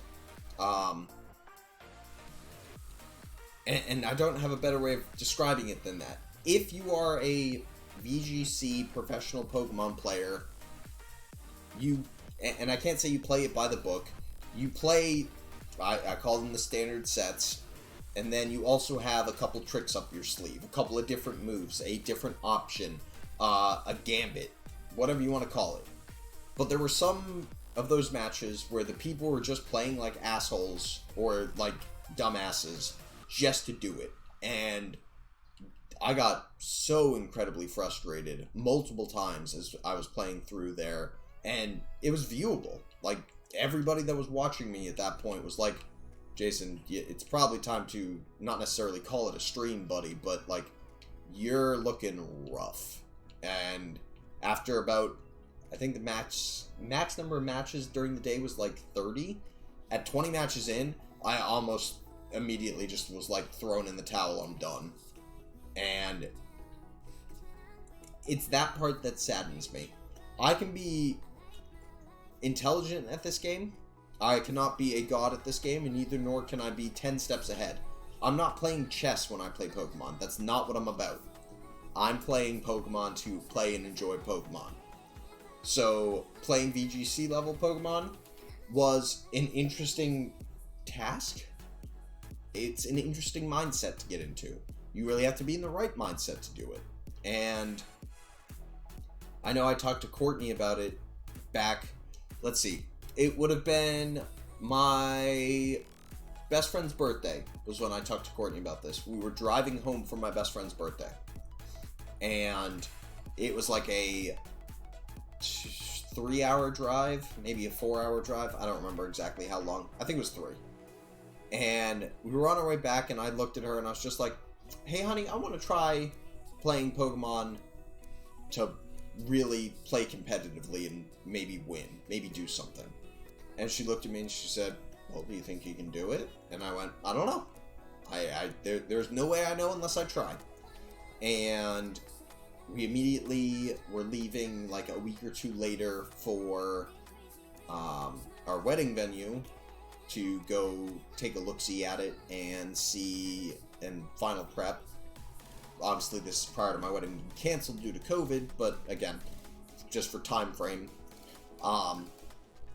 That was, I guess it would have been like, I don't remember what it, necessarily speaking. It was months ago at this point. Probably a year ago. Something like that. Doesn't matter. It was just after Pokemon had come out, so late in the year. Maybe like December or January. Doesn't really matter. And I was sitting there and it's like, you talk through... Did I get 5? I did. Okay, cool. I got through the discussion with her and she was very receptive and very understanding and was like, hey, if you want to do it, go nuts. Like, we'll make it work. And I went, okay, cool, great, whatever. Like, it is what it is. If I make it work, it's great. If I don't, whatever. And I remember struggling my way up the ladder. And by that, if you guys remember, it was still season, like, 2. So, the major ladder right then was Dracovish in any way, shape, or form, and Excadrill T-Tar. Like, those were the standard Pokemon at the time. Still are in some regard. But I sat down and I built a competitive rain team. It's pretty close to the team I'm actually running right now, or was running for the tournament. It was Dracovish, Pelipper, Ludicolo, Gastrodon, and I forget who else I had on it. Doesn't necessarily matter. And I grinded. Just sat there and grinded matches after matches after matches. And I remember I was sitting in our hotel room the night before we flew back home from my wedding venue essentially across the US. Like, I was flying West Coast to East Coast back home. And I remember it was like getting close to 1 a.m. I was staying up late because I wanted to reset my clock to Eastern time. And I can remember I was sitting there just grinding matches, and I finally, like, I hit not a lucky streak, but I hit the teams that I was facing just were not prepared for a rain team with Dracovish sitting in the back with just huge amounts of damage going to him. And I ticked into Ultra Ball. I ticked all the way up to like 9/10 of the way up Ultra Ball off of like 4 matches. And I finally broke into Master Ball. And I took a picture of it. I woke Courtney up because she was sleeping next to me. And I put it in her face, and I'm holding my Switch in her face. And I go, look, look, look, look, look, I finally did it. And then, again, this is me being ignorant more than anything. I realized Master Ball has its own ladder, which is you get a number, and I was number, I think, 32,000 something or another. And I realized I'm now, like, in Master Ball tier, rank 32,000, who's rank 1 at the time. Because, mind you, that rank changes constantly, pretty much. And within probably 12 hours, I was home. Actually, it was probably more like 24 hours. I was home, and I was watching one of the Pokemon streamers. His name is Wolfie. He was the 2014 VGC champion. So he won Worlds, if you don't know what that means. And I watched him climb all the way up to rank 1 in Master Ball. So the top player in the world, right at that point in time.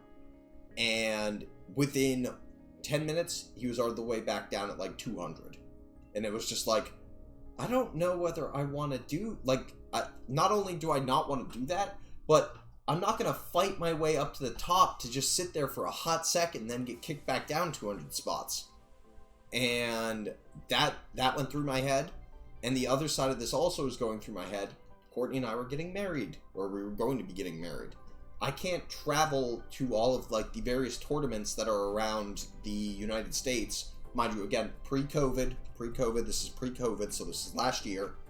I couldn't travel around. Like, we didn't have, it's not that we didn't have the money, but, like, I wasn't going to spend the money on traveling to get, they're called tournament points, or championship points. I think they're championship points, actually. So, like, CP. I wasn't going to travel around and get CP for the tournaments because I didn't have the time. And that was where I really looked at it and I was like, wow, I can't believe that I'm going to say it this way, but, like, the reason I'm not going to try and officially compete in competitive Pokemon is because I can't keep going other places to big tournaments and try and place. If you come and you don't place, you get nothing out of it. And it's like, then I've lost money, I've lost time, and what? And I can tell you guys very flatly, there's not Pokemon tournaments where I live. Especially not video game Pokemon tournaments. We have a card shop, there's TCG, I'm sure, but I've never looked into that, and neither nor do I think I'd be having fun playing it. But VGC doesn't exist where I am. And maybe this is maybe a shame on where I live, because why not?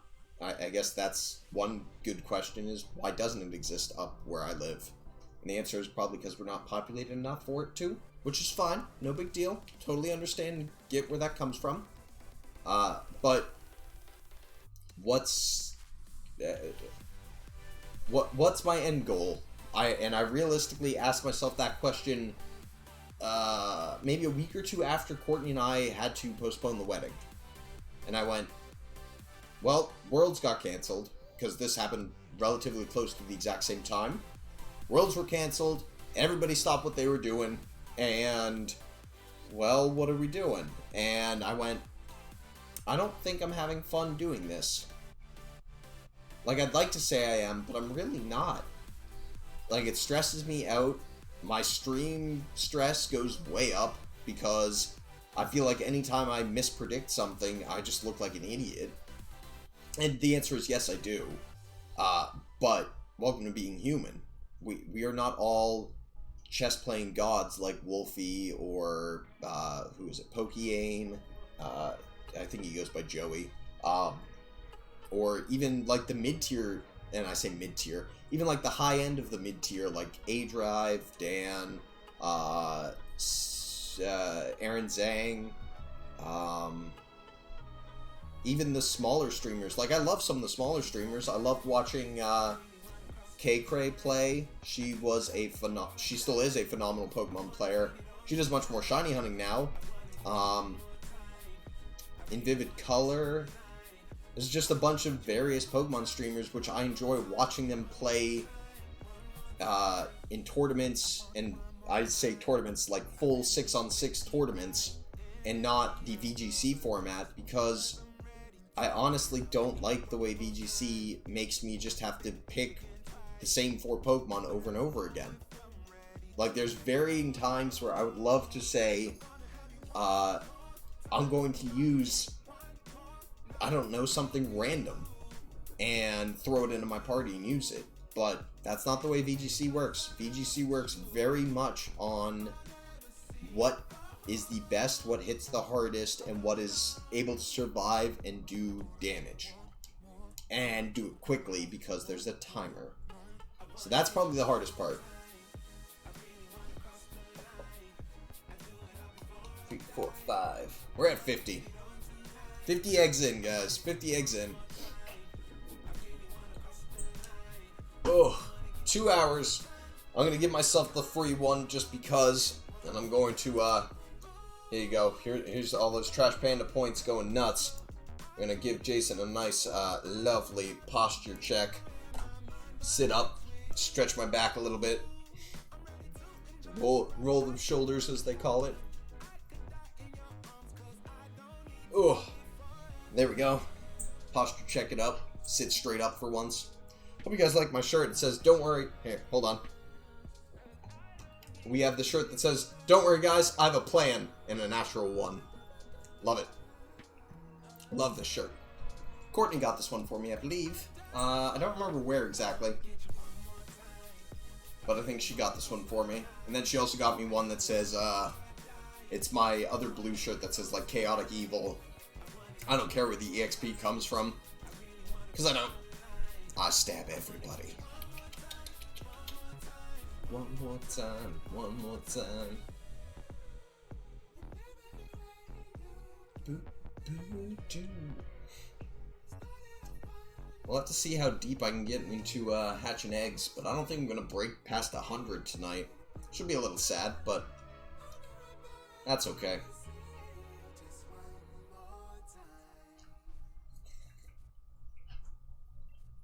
I might break 100. That's probably likely to happen, is I'll probably be able to break 100 eggs tonight. Because there's 30 sitting here, so at minimum I'll hit 80.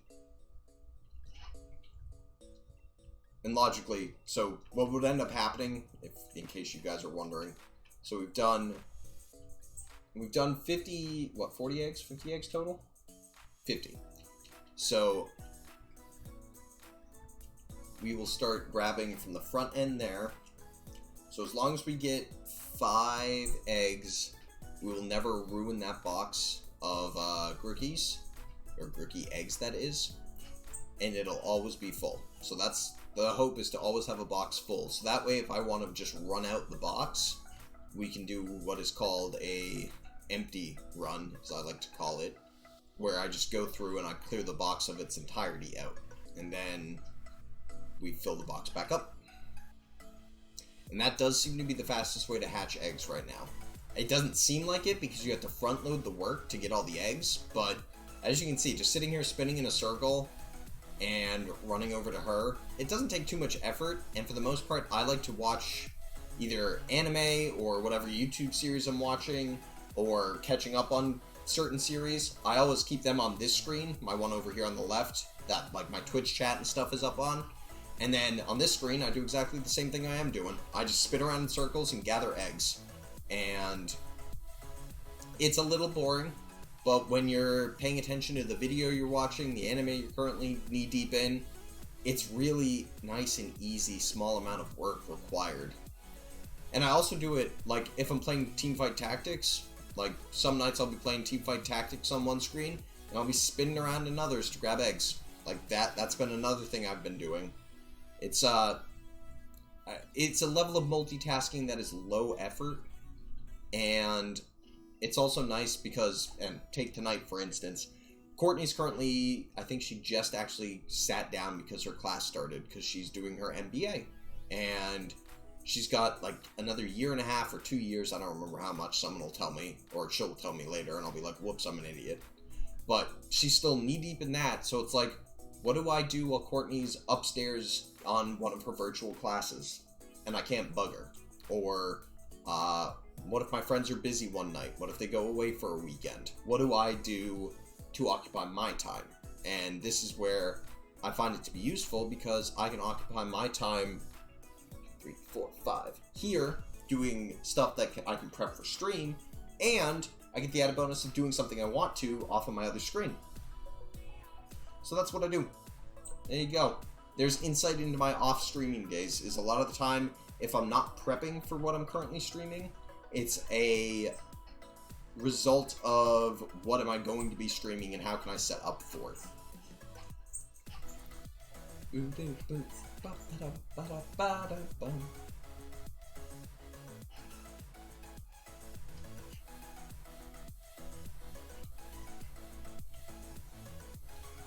I like this new playlist. I like the beats a bit more.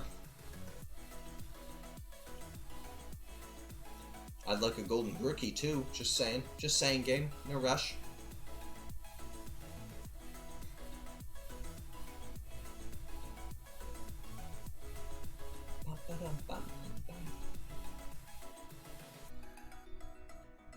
Look at them little monkeys. Look at them little boys. Or girls. Oh. I've talked about this before, but every time I see an egg now, it's the same standard reaction, because Courtney and I always used to do this when we were walking and playing Pokemon Go. We'd slide up next to one another, get really close, and we'd be like, oh? Hatching an egg there? And we'd be like, yes, I hatched an egg. What'd you get? Anything good? No, it's another whatever. And it would just be like this sad, droning tone coming from whatever one of us hatched the egg.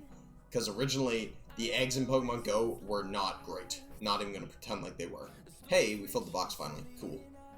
Alright, we're gonna scroll all the way over here to this box now. We're gonna start dumping. I'm just gonna dump them in there for right now. We're not gonna worry about releasing. And I'm gonna grab all these guys as well.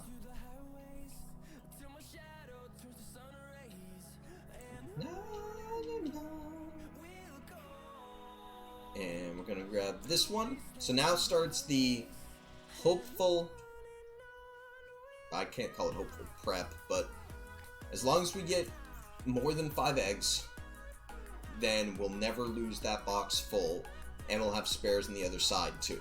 So box 1 is full, and we'll be constantly refreshed with whatever 5. So we do have to remember to cycle our way through the box, but that's just the strategy I tend to go with.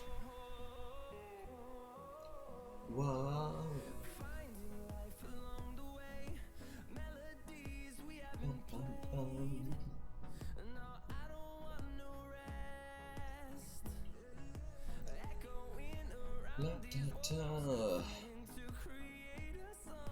I'm really kind of excited for finishing up Gears Tactics. I say that, and I was talking about this, I think, earlier last week on stream, but the game is fun. Please note, if you've ever played XCOM, or you like a good RTS game, Gears Tactics was great for that. But I've gotten to the drained point of it where it's like, it's just the same mission over and over again. Like, I feel like they made the story gaps between side missions a bit too many. So, like, there's X number of story missions, and then in between each of them, you do, like, 1 or 2 side missions. And I feel like I got really tired of doing all the side missions just to get to the next point in the story. They were necessary, don't get me wrong, but I don't feel like I got any enjoyment out of the later game ones, especially because they gave some crazy difficulty multipliers on them. Like, you could only use 2 people, and you couldn't use grenades or abilities, or you had to save people within like 2 turns, and or running from the Nemesists. That one was the worst by far. If you watched me play on last Tuesday, you saw me lose that round immediately, and I just gave up on it. I was like, nope, we're not doing this. There's no way, and I just quit that mission and said, we're putting that one to the side. We're not doing it. I couldn't handle it. I was losing my mind. And it was hard. I mean, good. That's sort of... I'm not playing on easy difficulty, which is the other part. Like, if I was playing casually, on a casual difficulty, I would have agreed that that was a absurd mission to do. But I'm playing on a harder difficulty, so the fact that it made it difficult was good. The other piece to that is, I can't imagine playing through that game on the hardest difficulty. It would kill me. Like, you would have to be ungodly lucky or 100% sure of every move you're about to make. And I don't think I can play to that level of discipline, especially on those games. Like, XCOM, I'm always in a panic. I can't say anything more. I'm always in a panic playing XCOM. Because every time I make a move, I'm like, did I fuck this up? Did I just kill off one of my units? Because they die so quickly. Gears, you actually can survive a lot. XCOM is way less forgiving. By far. So if you want a more forgiving XCOM game, Gears Tactics does pretty well.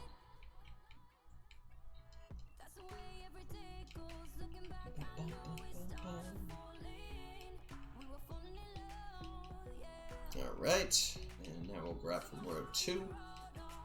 So you can see now exactly how it works. The eggs immediately fill back up the row, and that's why having a full box and then just refilling the box is really...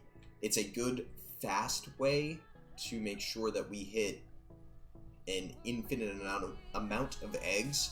Because if we only got 4 this time around, and we got 6 the next time, it would still fill itself all the way back in. So as long as we hit 5, we're golden. If we don't hit 5 and we only hit 4, we can recover. And if we hit 6, then the overflow goes into the next box, and we're actually just as well off, because if we fill up the next box, we do a whole round of hatching, and we hatch 30 eggs, and we just keep going. So that's where this comes really nicely into a fast way of going about hatching eggs. Because you have to pay less attention to whether you're actually picking the eggs up religiously every chance you get, and more picking them up en masse, and then just going through and clearing out the boxes as you go. And again, I proved the timeout once while I was streaming, where it took me for 30 eggs to do a pick up and hatch, pick up and hatch, pick up and hatch as soon as I can. It took me, I think, a little over an hour and a half, and picking up 30 and then hatching 30, it took me like an hour. So it is a time saver. I can't tell you it's a catastrophic time saver, and again, I'm probably not doing it the most optimal way on both sides of this, so if you're looking at it and going, oh, Jason, you probably just screwed it up, you're probably right. I probably did. I did an extra revolution right there. You just saw me do it. Where I should have grabbed the egg on the previous revolution, I didn't. I just rode around again. But it puts in a pretty good position to be able to get at minimum 5 eggs. I'm sorry in advance. I keep itching my beard because it's at that point where it's nice and like it's scratchy, and anytime you touch it, it's like my whole skin crawls a little bit, just because it's in between the like it's not bushy in locations, but it's also not short. I ask Courtney this, as I usually do. I ask Courtney, I ask my family, and I ask some of my coworkers that I actually like talking to. No offense to some of my coworkers, you didn't hear me say that. Whether they like me with like the full beard, or like the trimmed beard, or like the clean cheeks, as I like to call it. 2, 3, 4, 5. Like, I usually trim all this back, and I just have the straight line come down and across to the actual beard. And some of my coworkers say I look better with that. My family says I look better with the scruff here and having the beard line. And Courtney says I look better with it all being the same length. So it's always a little hard to figure out what I look best with, because no one gives me a consistent answer. Everybody has different ones.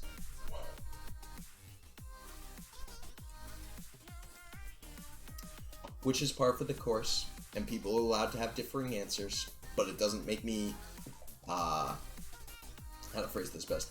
It doesn't help me make a decision. I make fun of Courtney a lot because she never speaks in absolutes, and I always force her to. Like, you probably have heard me say it on stream here and there, where I just look at her and I'm like, speak in absolutes. What are you asking? What do you want? Like, just tell me. And I should say the same thing to my coworkers more often. Like, don't BS me, don't talk around, just speak in absolutes. What do you need? What do you want? What are we doing? And I don't. And it's something that I should probably improve on. There you go. Insightful Gooey Jason. Yes, I'm still making gooey jokes. Don't you worry. If any of you don't know what the gooey joke is, you should go look at some of my stream highlights and laugh at my shiny snow cone and Gooey Jason. I'm pretty sure I highlighted, or somebody highlighted that exact clip of me talking about Gooey Jason and his over emotional self. Something like that.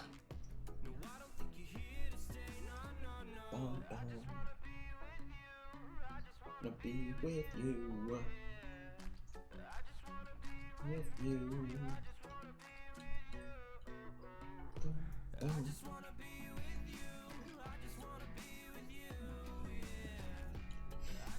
Oh, I never switched out eggs, did I? What am I doing?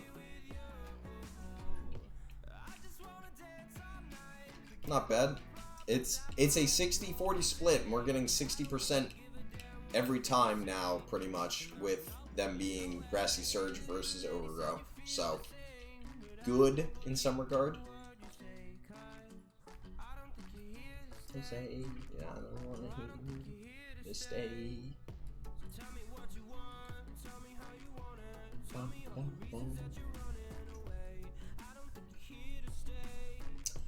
I miss my D&D crew. I say that as some of you guys might be watching already as it sits, but I sent a Reddit link today to our group chat of a new tool that somebody had put out that made this great. It reminded me of Tabletop Simulator with 3-dimensional models. So like they built a little town and it was all 3-dimensional houses and pathways and everything else, and I was like, look at how cool this is. This would be great to play like virtual tabletop D&D while we're all still quarantined, or at least most of us are still quarantined. And it got like, everybody was like, oh yeah, that's really cool, like we love it. And to be fair to some of them, one is a new parent. Yeah, that's right, I'm that old, guys. Here you go. He's a parent now. The others are off doing, I forget what, they're doing something. And it was just like, we're getting to the point, and I say the point of like, all walks of life are busy, I think is the way I'll phrase that. And it sucks in some regard.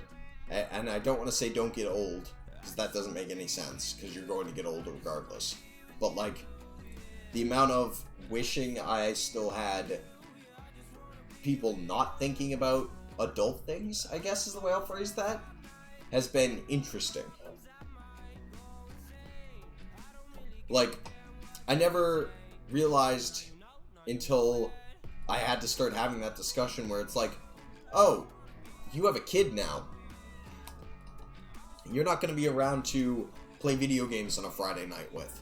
You're not going to want to weekly come over and play D&D with the rest of us, or even just meet on a virtual, like, Zoom call and chit-chat. Like, you don't have the bandwidth to do that now. That was a little weird to me. And it's the same thing, like, there are days where if I'm not streaming, what am I doing? I might be working on my yard, might be working on the house, I might be doing 15 other things.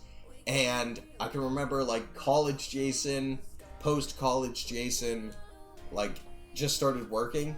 This was never an issue. Like, you came home and you played games. You came home and you did this or that or whatever. And, or you went out and you, like, had drinks with friends. You did something fun. I don't know. I speak random things because it's just so weird to me to realize that, like, it was not 2 years ago, 3 years ago. I'll adjust this slightly.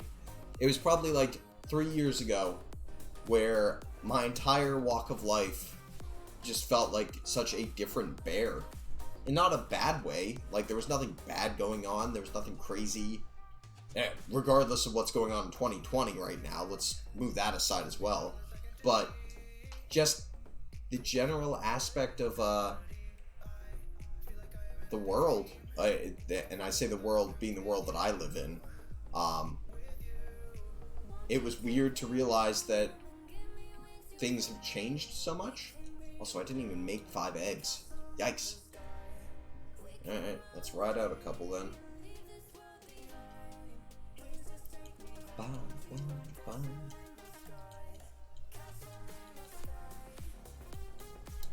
But it's interesting to feel that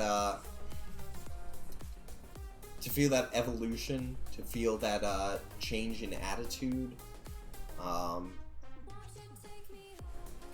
priority. Changing priority, I think, is another good one, where it's like, I never thought in my life that I would be, I can't say getting married, that would sound awful, or very self-deprecating, and that's not necessarily true. There was a time, don't get me wrong, there was a time where I was like, there's no way in hell I'll ever be married in my life. It was late high school, Jason, probably early college too, depending on how you looked at it. But and to this day, please note, to this day, I say this realizing that Courtney may be listening to me or not. We'll find out. I still don't know why she said yes some days.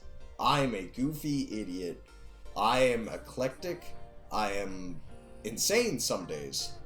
But for some reason, she still loves me for that, which is by far the weirdest thing I can say and never fully believe. Let me tell you, the hardest thing, in order of hard things you have to accept in your life, beyond your family is crazy, accept that one early. Trust me, accept that one early. Everybody's family is crazy. Which reason they're crazy, that's your problem to figure out. But all families are crazy for something. Doesn't matter. But to realize that it's hard to accept someone to love you for who you are, I think was one of the hardest things I can fully say and still to this day not expect to be true. And it's, again, let's move past the fact that it sounds self-deprecating and awful and sort of just realize the ramifications of it. There is somebody in this world currently right now, she's upstairs, up that direction, that would rather spend time with me as her other half than anybody else. And that's the weirdest thing in the world. Not because it's impossible, not because I legitimately shouldn't find happiness in somebody, but just because it took, oh god, alright, let's see, Courtney and I have been dating, we engaged for a year, dating for 6 years, I think 6 years in total, Courtney and I have been together, and I'm now going to be 28 this year, so it took 22 years of my life, 22 years, to find somebody that was happy to put up with me every freaking day. Now, mind you, clearly from ages 0 to, like, I'm gonna say 20, I wasn't looking. So when I started looking for somebody that could put up with me for my life, it only took 2 years. That is insane.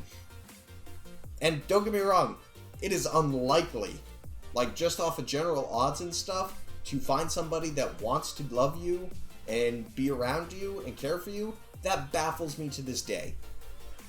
But hey, some people find it in high school. I still have, I don't know how many friends that are adults now, met in high school, dated in high school, stayed dating through college. I know like 5 or 6 pairs of those. I know 2 that got divorced. I know 2 that broke up and got back together like 6 times in a row and then finally got married. And it's like, there's all walks. The answer is there is all walks. But when you know, you know. And again, I suppose this is relative to the term here. When did I know I wanted to marry Courtney? That's a great question. That's a great story. It was around... My sister had just gotten married. So it's been... And Courtney and I have been engaged for just over a year now. So it's been 2.5 years. No. Maybe 2.5. Might have been 2. Because it took me over a year to get up the courage to do it. Let me make note of that. So, yeah, probably like 2.25 years since I figured it out. I guess is the way I'll phrase that. And let me know, you don't figure these things out just like that. It doesn't just come to you and you're like, I'm going to marry this person. No. Most of the time, and I'll be honest with you, most of the time it's, I could see myself with this person for the rest of my life, but I'm not sure whether they think the same.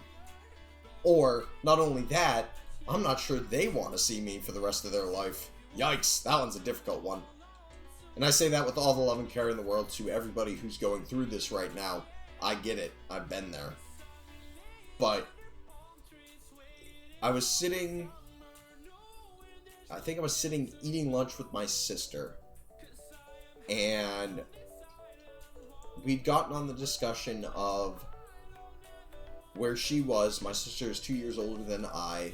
She'd been married for like a year or 2 at that point.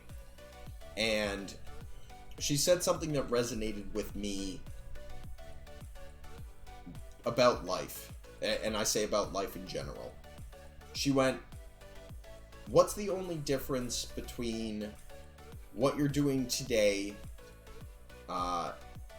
in whatever you and Courtney are up to and what you are doing when you're married? And I looked at her and I, like, out of confusion more than anything, I looked at her and I went, what do you mean? And she goes, would you be doing anything different tomorrow if you were married versus next week if you're not? And I looked at her and I went, well, I don't think so. And she goes, exactly. So the answer is, if you can't predict a day to be utterly different based on the fact that she's there or not, put it in your head now and say, what would happen if Courtney, or your significant other, I keep using Courtney because Courtney is my significant other, put it in your head where they're just gone. Gone tomorrow. For whatever reason. Not just break up, but, and she goes, it sounds utterly distraught, or not, it's devastating, but death happens, breakups happen, I mean, those are pretty much the only 2 real options, I'm not gonna lie. I'm sure there's other ones that I'm forgetting, but, yeah, that was really, take both of those. And I went, okay. She goes, would you be happy if Courtney was gone? Well, no, of course not. I love having Courtney be around. I love talking to her. I love being able to sit in the couch and watch shitty television some nights. Don't tell her I said that or I'm going to have to watch more Bachelor and it's going to kill me. But it's stuff like that. And it was just like, okay, if she was gone, would you still be doing that? Probably. And that was my honest answer was, I mean, probably. I'd play games with my friends. I would still watch television. And then it's the resounding question of, would it be as fun? Would you be just as happy by yourself as you would be if she was there? And I looked and it's like, introspectively, you look at yourself and you go, would it be? I mean, maybe. No. And it took me maybe 3 seconds of, huh? No. And that was probably almost my exact reaction, too, was no. And at that point, my sister at the time, she chuckles and she goes, Jason, the only thing you're missing then is a ring. And I went, what do you mean? She goes, if you can't picture doing mundane things or unique things without your other half there, you're at the point of deciding that you would rather spend your time with them than with anyone else, and you don't want to spend time without them. Now, mind you, time is a relative term here. Time, I spend hours tonight without Courtney around, but I know she's right upstairs. She's not too far away if something came up. She's there if there's an emergency that comes up, and I'll still get to see her at the end of the night. And yeah, as stupid as it is to say, that keeps me going, especially some days. Like, just to be able to see Courtney at the end of the night and watch some television, that's all I need. And again, here you go, Gooey Jason coming back out. That's all I need. And I smiled because it was that point where I went, she's right. 100% my sister was right. And I hated it because I hate whenever my sister's right. And I looked at her and smiled and I said, can you give me the person who made your ring? And she went, oh. And I was like, yeah, you're 100% right. And I told her that straight to her face. She was 100% right. And it's stupid for me to think that, Courtney's lied to me for 4 years and she really doesn't want to deal with me? I hope not. It's a possibility, but what is stopping me beyond myself at that point? Nothing. Nothing was stopping me at that point. And hey, look at where we're at now. It's 2020. You unmuted that? Oh, man, Devin, you missed a good... Oh, my God, that thing's perfect. And it's over, bro, of course. I was talking about... when my sister, my older sister, was asked... How to phrase this? I was talking about when, probably a year after she got married, she talked me not into getting married or into asking Courtney, but she was, I would say pivotal, I guess. I'm gonna hate saying that too, in making me realize how stupid it was to just be in my own head about getting married. Despite marriage. Yes, it's entirely out of spite. That's exactly it. I'm nothing but spiteful.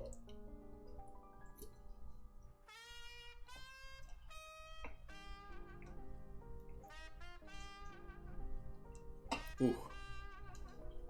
My throat is like, you've done too much talking, Jason. Stop now. Bail out. Bail out. Also, good to see the, what is it? PK Hex people are back on Gengar.com. Yup, sure, buddy. I got you. I got you. Machamps.com, Gengars.com. All those are just PK Hex hack Pokemon sites, and it makes me sad. We are 80 deep, everybody. 80 Pokemon deep. Trying to get the hidden ability, Shiny Grookey. If you missed my conversation on all the lovely realizations of your life when you will realize you're being stupid and should just tell the person that you're with that you love them, go back and watch it later. It's a good time. Or don't. You know, I'm not a relationship genius.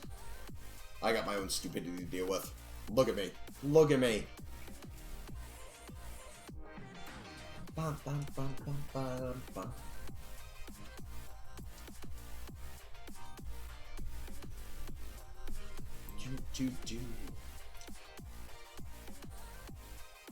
I'm running around in circles, not paying attention again.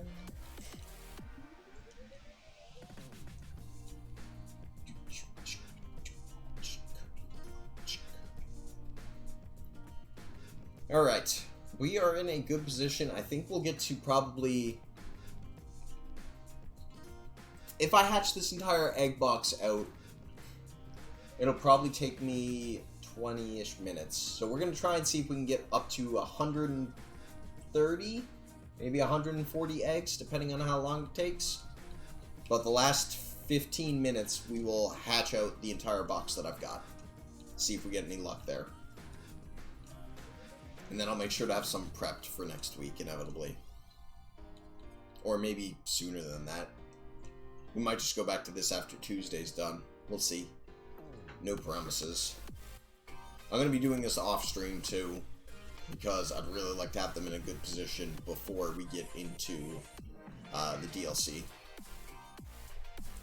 Related enough, DLC again drops June 17th. That's a Wednesday. I will probably be making a special exception. I might even take the day off and try and stream that day regardless. So June 17th, keep it in your heads. I'll let you guys know probably next week when I figure out what's going on in my world.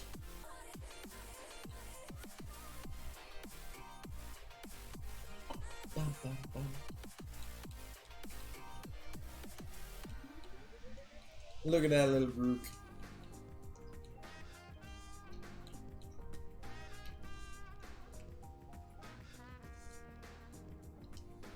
I thought she'd have an egg. I guess not. I get it, daycare lady. I get it. Oof, that was a rough batch. I think we've cycled through. I think this will be actually the last one. Now that I realize it. This will be the last cycle of eggs in that box.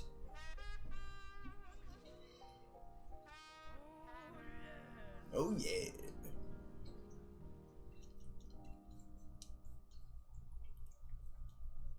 Do do do. Bum ba da bum ba da bum.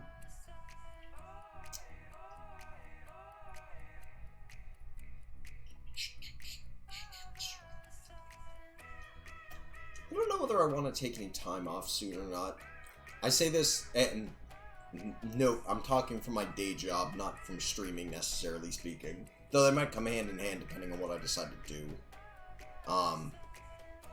There's stuff around my home I need to get done.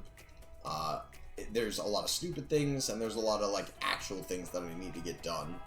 There's stupid things like I need to put up a piece of trim in a spot. I need to paint a room. I need to do this and that. It's stupid stuff like that where it's not personally, like, catastrophic if I don't get it done. But I've been letting some stuff sit for a while, and I shouldn't. That's the other piece, is I shouldn't do it, or I shouldn't let it sit. There's also a really fun project that I want to get started working on soon, and it's not that I haven't been motivated to do it, it's just I don't know where I'm going to do it and how easy it's going to be to, like, see visually and that kind of stuff. So that's sort of been something I've been sitting on. And I also, there's the last piece, and I might try and do that tonight. Probably post streaming, is I do have to make an intro video for both my Twitch channel and my YouTube. And let me tell you, that is one of those weird things that I never really wanted to do. The reason I liked Twitch as a platform was because the content creation here is just, you go just do it. There was no prep, there was no, like, things afterwards. You didn't have to edit videos and do stuff. Your live stream was here, you did it, and then afterwards it got turned into a VOD, and that's it. But, again, this comes back to, do you want to grow on the platform, or do you just want to sit here and stream to nobody? The answer is, well, I don't want to do that. I would like to stream to people, I would like to have conversations with people, and also play video games. So, okay, you gotta grow your platform then. Okay, well, how do you grow a platform? And let me tell you, the answer is diversify. I started throwing my streams up on YouTube, and a couple people came over from YouTube and now are following. Hi guys, by the way. Hi YouTube. It's been good to see you guys. A lot of people follow my Instagram to see when I'm live and stuff. Oh, hi, Courtney. Hi. You missed an adorable story. About? Oh, you. Aww. Are you using Fiance to diversify your streaming portfolio too? No, I was talking about how Megan convinced me to get a ring, inevitably. Aww. Yeah, there you go. Megan was like, you should marry that girl. No, that's not actually what she said in the slightest. Of course not.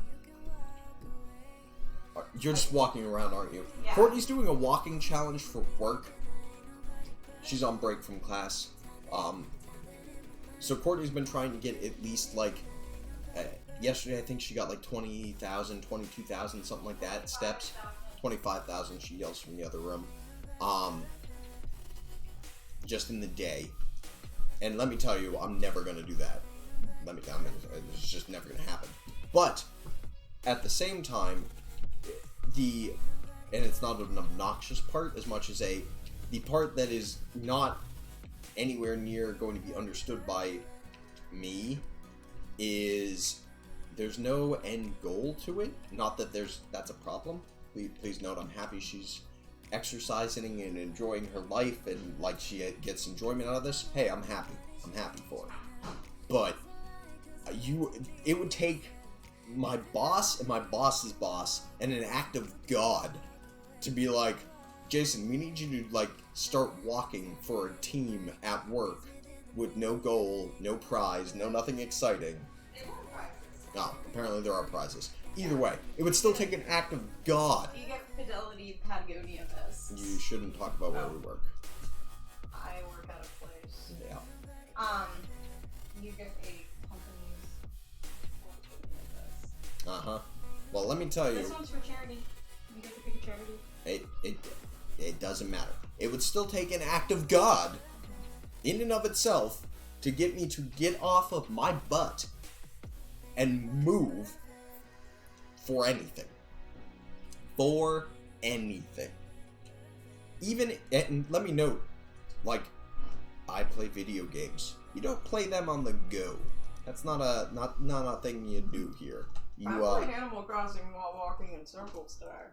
That's fine. You can, by all means, play Animal Crossing walking in circles. But you can't stream walking in circles without having a streaming setup to do such things. And on top of it, the ability to not, like, be out of breath in, like, 20 minutes. Your viewers are getting dizzy. I would get dizzy. I would be talking at a camera, which would probably have to be in a selfie stick. I don't even know what I'd do. Like, what? I go for a walk around town and awkwardly talk to people, and they're like, why the hell are you wearing a backpack full of video equipment? I can't hear you, honey. You walked away. But, on top of that, like, there were, and it was big for a while, it still probably is not small, there are lots of people that stream Pokemon Go, and all they do is go walking around with a backpack full of video equipment and a big honking, like, wireless receiver, I guess is the way I'd call it. No, that's not right. They walk around with a modem and, like, a wireless transceiver to get their stream up and running from their bag and then stream from a backpack. And it's like, I'm not going to do that. There's no way I'm going to stream real life crap as I'm walking around town. No. Just no. There's no reason for me to walk around and stream and talk to people. Especially because I wouldn't even talk to anybody that's outside and about while I'm doing it. Like, I'd be talking to Chad, which would be in my hand on my phone. Like, no, I'm not doing that. And I probably need 2 phones then, now that I really think about it, because I need one with the chat up, and I'd need one if I was playing Go. So yeah, no, I'm not playing, I understand where the IRL streamers do what they do and why they do it, and, like, everybody enjoys it because that's what they do. Not for Jason. Not a for Jason thing. There you go. There's my speech.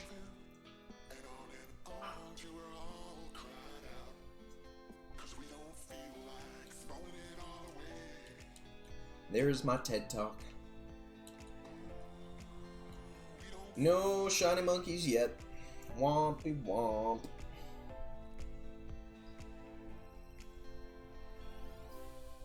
Doo-ba-doo-boo. No shiny monkeys.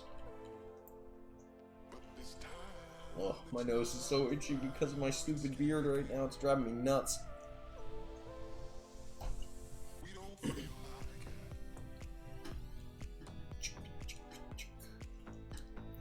We're at 95 eggs. 95 hatches. Not a shiny monkey to be seen.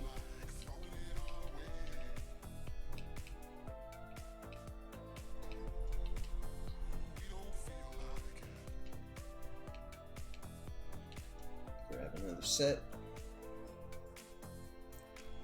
So it looks like we'll get about, my guess will be 100 and, so the box will be 30. Maybe we can get 150. I won't promise it, but maybe we can get pretty close to 150 eggs in the 3-hour stream that we're going to roll. Because we are going to wrap up in about probably a half hour. But we'll see. We'll see if we can get that shiny monkey. That shiny monkey.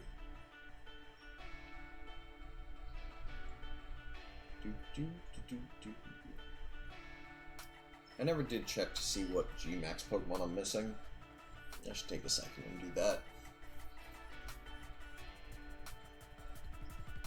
Alright, let's take a second and do it quick. I know which box they're sitting in, but... alright. Grimmsnarl, Corviknight, Flapple, Lapras, Meowth, Garbodor, yep. Hatterene, Orbeetle, Toxicity, Kingler, Dreadnought, Duraludon, Copperajah. I don't remember what that. I don't. I should probably list of G-Max Pokemon would be smart, right?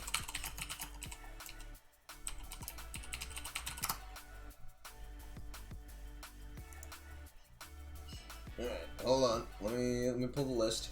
Not including Venusaur and Blastoise. Butterfree. I have a G-Max Butterfree somewhere, right? I must. I think it's this one, to be honest. Let me check. Yep. It's not the greatest one in the world, but I do have one. Let me fix what box that's in. We got Butterfree. I know I have Pikachu. Meowth, yup. I don't have a Machamp, do I? Unless I've hidden it somewhere.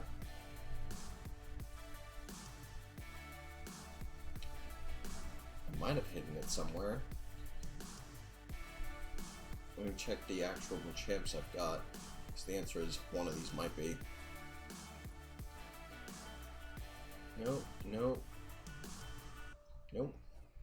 I might not have a G-Max Machamp. Ah! Shit.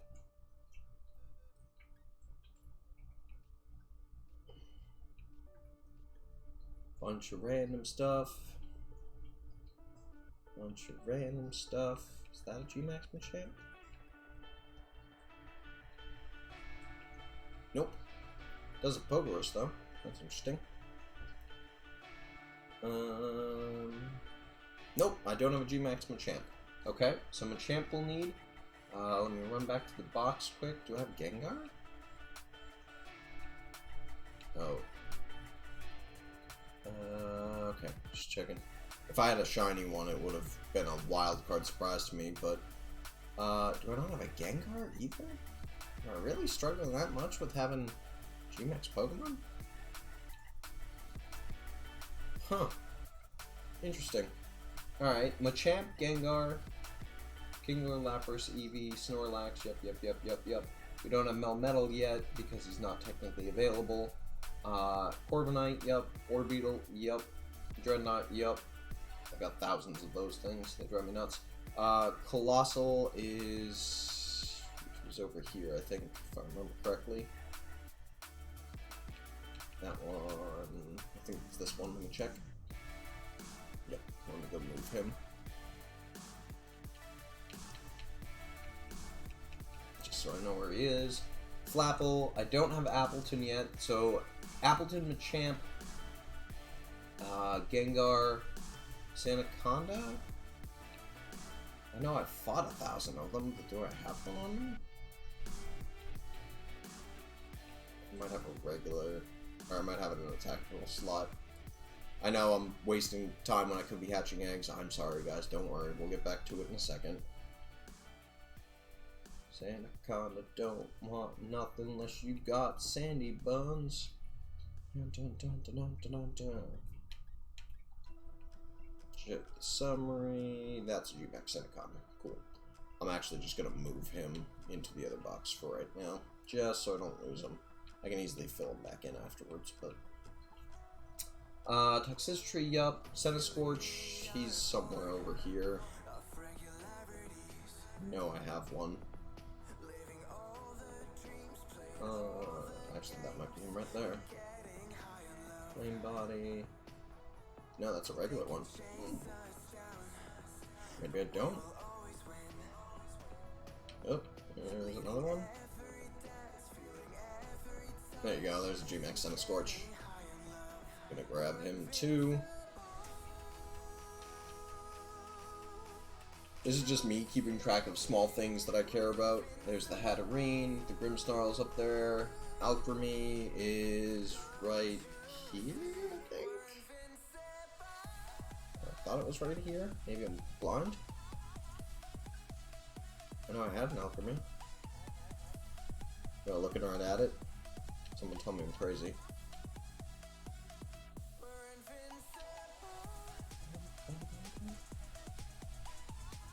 Alchemy, where are you?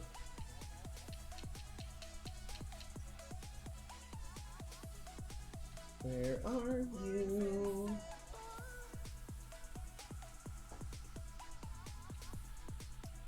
Whoop, whoop, whoop, whoop, whoop, whoop, whoop. Where is the alchemy I have? There's a Milcery. Oh, I think it might be... Do I have a Milcery? Yeah, I have the Milcery with G-Max. Alright, we're good there. It's close enough. Copperajah, Duraludon. I believe both of those were already in the box. Copperajah and Duraludon. Okay. So we're just missing Machamp, Gengar, and Appleton, which are all in Sword right now as exclusives, if it matters to anybody, because that's the raid dens that are up right now. So, alright, we're going to hatch out the rest of the eggs I've got, just because A, time, and B, I want to see whether we got one. So we're going to hatch, it'll get us to like 125-ish for eggs today, and then I will prep some next time around, so that way we can just immediately do hatching and see whether we get lucky. Wop, wop, wop, wop, wop, wop, wop, wop, wop, wop, wop.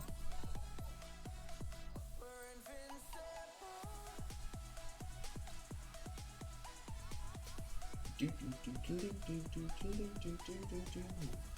Still gonna grab them though.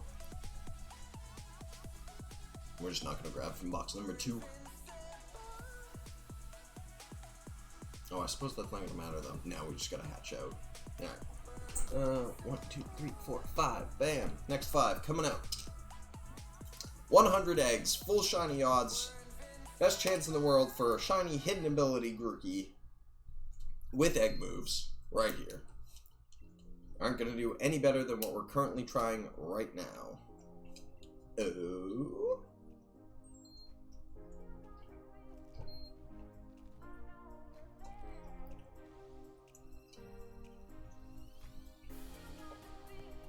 Another regular Rooks.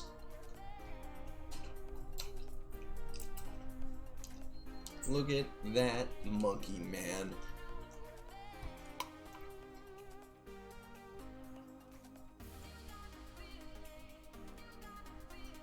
You got that feeling. Boop. Another regular Grook.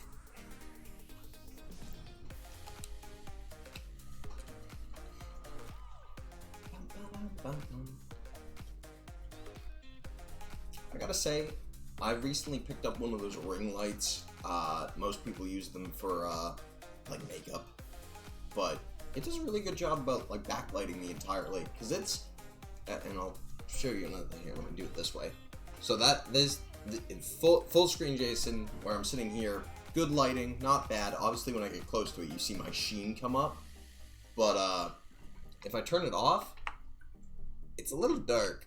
Especially when I actually sit back, I, like, fall into shadows, almost. So I'm really actually liking how the light works. It's a bit bright, like, if I turn my glasses into it, you can kind of see the, like, deep reflection it gives.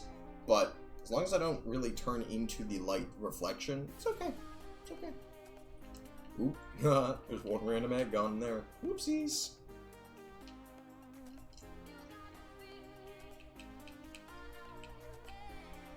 Let me grab that one rando egg. Ah! Ah!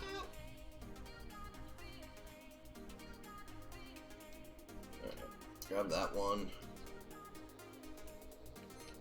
Let's see. He goes there. Alright. We're gonna hatch these bad boys out.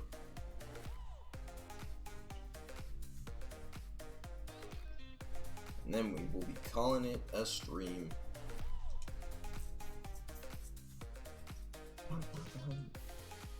Oh, I realized I'm not back on my right screen. One of you guys are really gonna yell at me when I do that. I'm just sitting there looking at my beautiful face the entire time. Facecam life. I had a lot of, there's been a lot of videos as of lately popping up on YouTube, and a lot of streamers have been discussing, no webcam streaming. Like, a lot of the webcam people are just getting tired of it, I guess? And a lot of the non-webcam people don't want to start using it. I find that interesting, in the essence of, like, personally I don't care whether my webcam 2, 3, 4, 5 is on or not, but I never look that unpresentable. Like, I wore the shirt while I was working today and on video calls with coworkers. I don't care. I don't have any preference to how I look. I work. I do my work. I get my work done. It doesn't matter what I'm wearing. Like, if I'm wearing a polo, or if I'm wearing a dress shirt, or if I'm wearing a t-shirt. I'm still doing the exact same work I always do. And I find it interesting because there's a lot of people who don't want to get dressed up or get dressed to stream. And again, I say people being people who have much bigger of a following than myself. They're like, yeah, there's some days where you just don't want to be on camera. And it's like, okay, I can see that. Again, no judgment if that's the case. Then don't be on camera. Or decide to take a day off. And make note, I'm by no means making this my livelihood. So I bear that in mind too. And some of them, their responses are usually somewhere along the lines of, well, if I'm not on camera, I'm not gonna make money. And I get that. At the same time, if you are a content creator, regardless of your face being on content that you're in generates. And that's where I really was like, if your brand, and again, this is coming from someone whose brand is very small, so bear this in mind. If my brand was big enough that I felt confident in leaving my day job and that kind of stuff, I'm sure my mentality actually might change. But as it sat, it's like, my brand isn't big enough where I really have to care whether my webcam's on or not. I feel like it should be, because, hey, you're getting enjoyment of seeing me react to things, just as much as you get enjoyment about seeing the shiny Pokemon pop up, or the, I don't know, me get the crap scared out of me by whatever happens in Gears Tactics, or the frustration of being surrounded by zombies in Minecraft Dungeons. Like, it's stupid stuff like that, where my reactions, I think, are the most enjoyable part. But my reactions aren't just visual. They're emotional, they are verbal. Like, most of my reactions are verbal in all brutal honesty, but I don't think about it, really. And if my face wasn't visible, I would be just as vocal as I usually am. My reaction wouldn't change at all, and it'd just be, okay, great, you can't see me on webcam. Woohoo! And that's why, at this point, I say don't stream through webcam if you don't want to, but I always like having mine on because it gives you an extra point of perspective on what's going on. If that shiny popped up right now, God help me, you'd see me throw my hands up, you'd hear me screaming, you would watch me react. You'd see me react, you'd hear me react, you'd probably react yourself.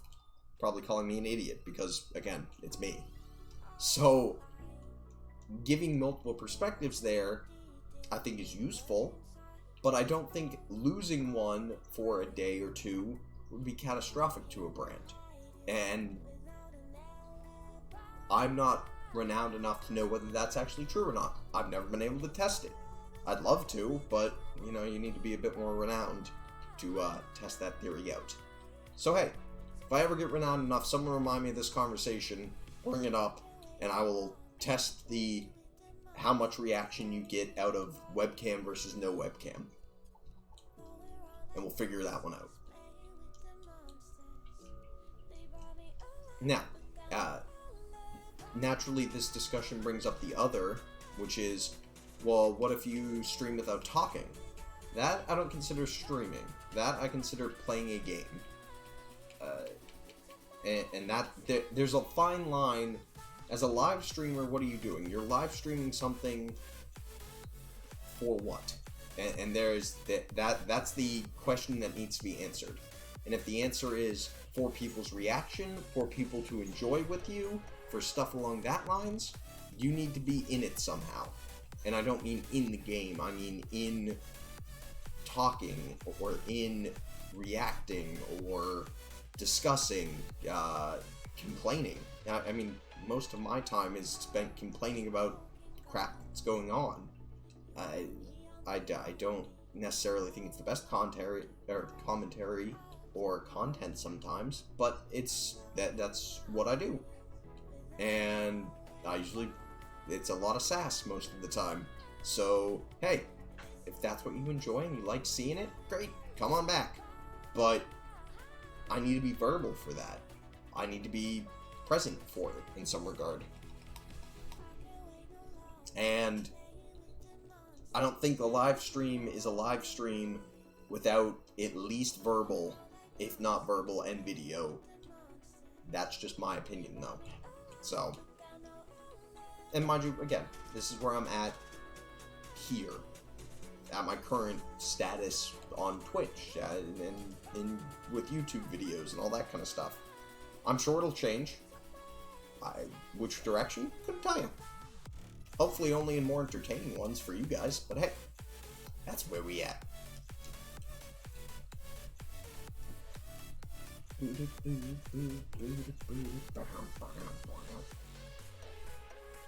I don't think we're gonna have much luck with the little group today, guys. I'm not gonna lie. We're down to like 10 eggs, and we're not seeing any shininess to them today. Maybe.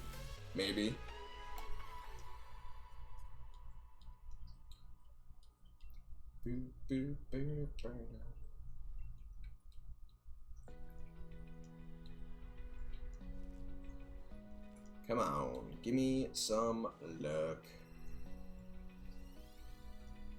Nope. We're gonna find that little thwacky boy. That little monkey man. I don't remember what I called him. Another standard 60-40 split. We take those. Alright, last 10 eggs. The others we will save and prep for either whenever I'm doing this off stream or whatever the case may be. And I promise I will try not to itch my nose so much next stream. My beard is just doing damage to me. I feel like one piece of beard hair is just like turned upside down and is just sticking into my nose. Like that's what it feels like. Just that like small amount of tickling annoyance.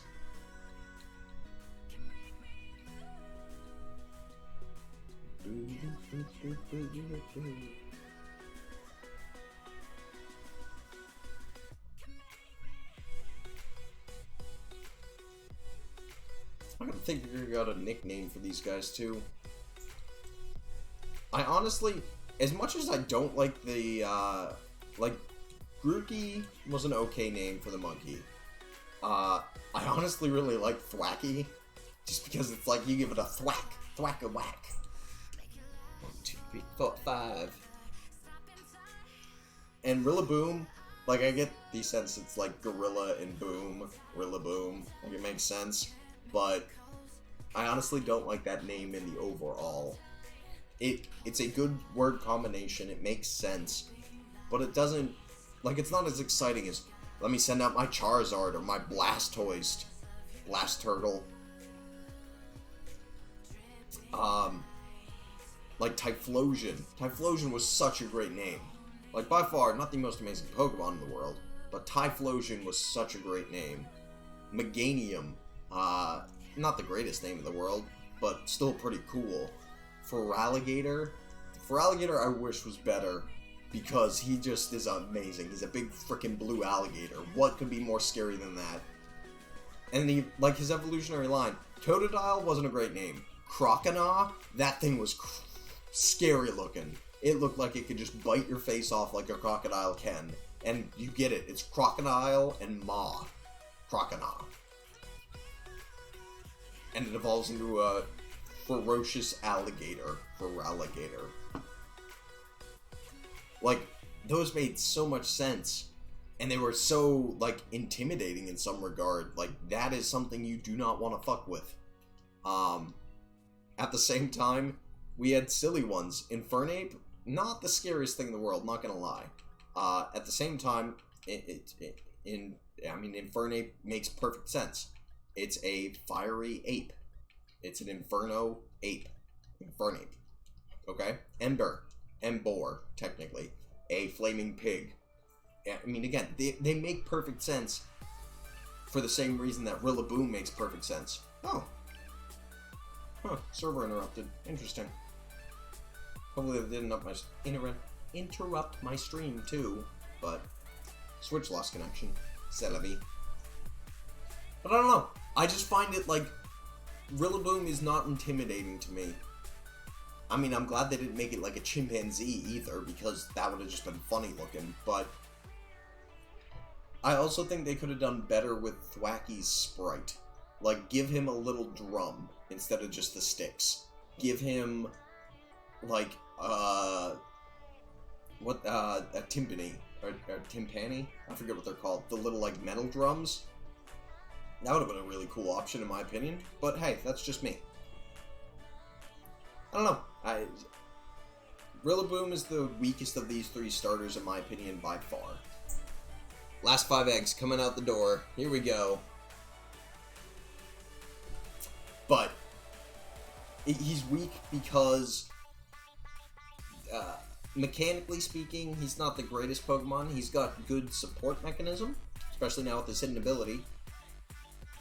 He's strong, but he gets outclassed. Cinderace by far was the starter of the game, in my opinion. I don't think anything beats Cinderace this season of Pokemon. I don't know what you'd call it. This year, this generation. Generation is the word I'm looking for. This gen of Pokemon, nothing beats Cinderace. It was just the top Pokemon this generation. That's all I really can say to it. So, Sobble was a close second. Inteleon is really cool.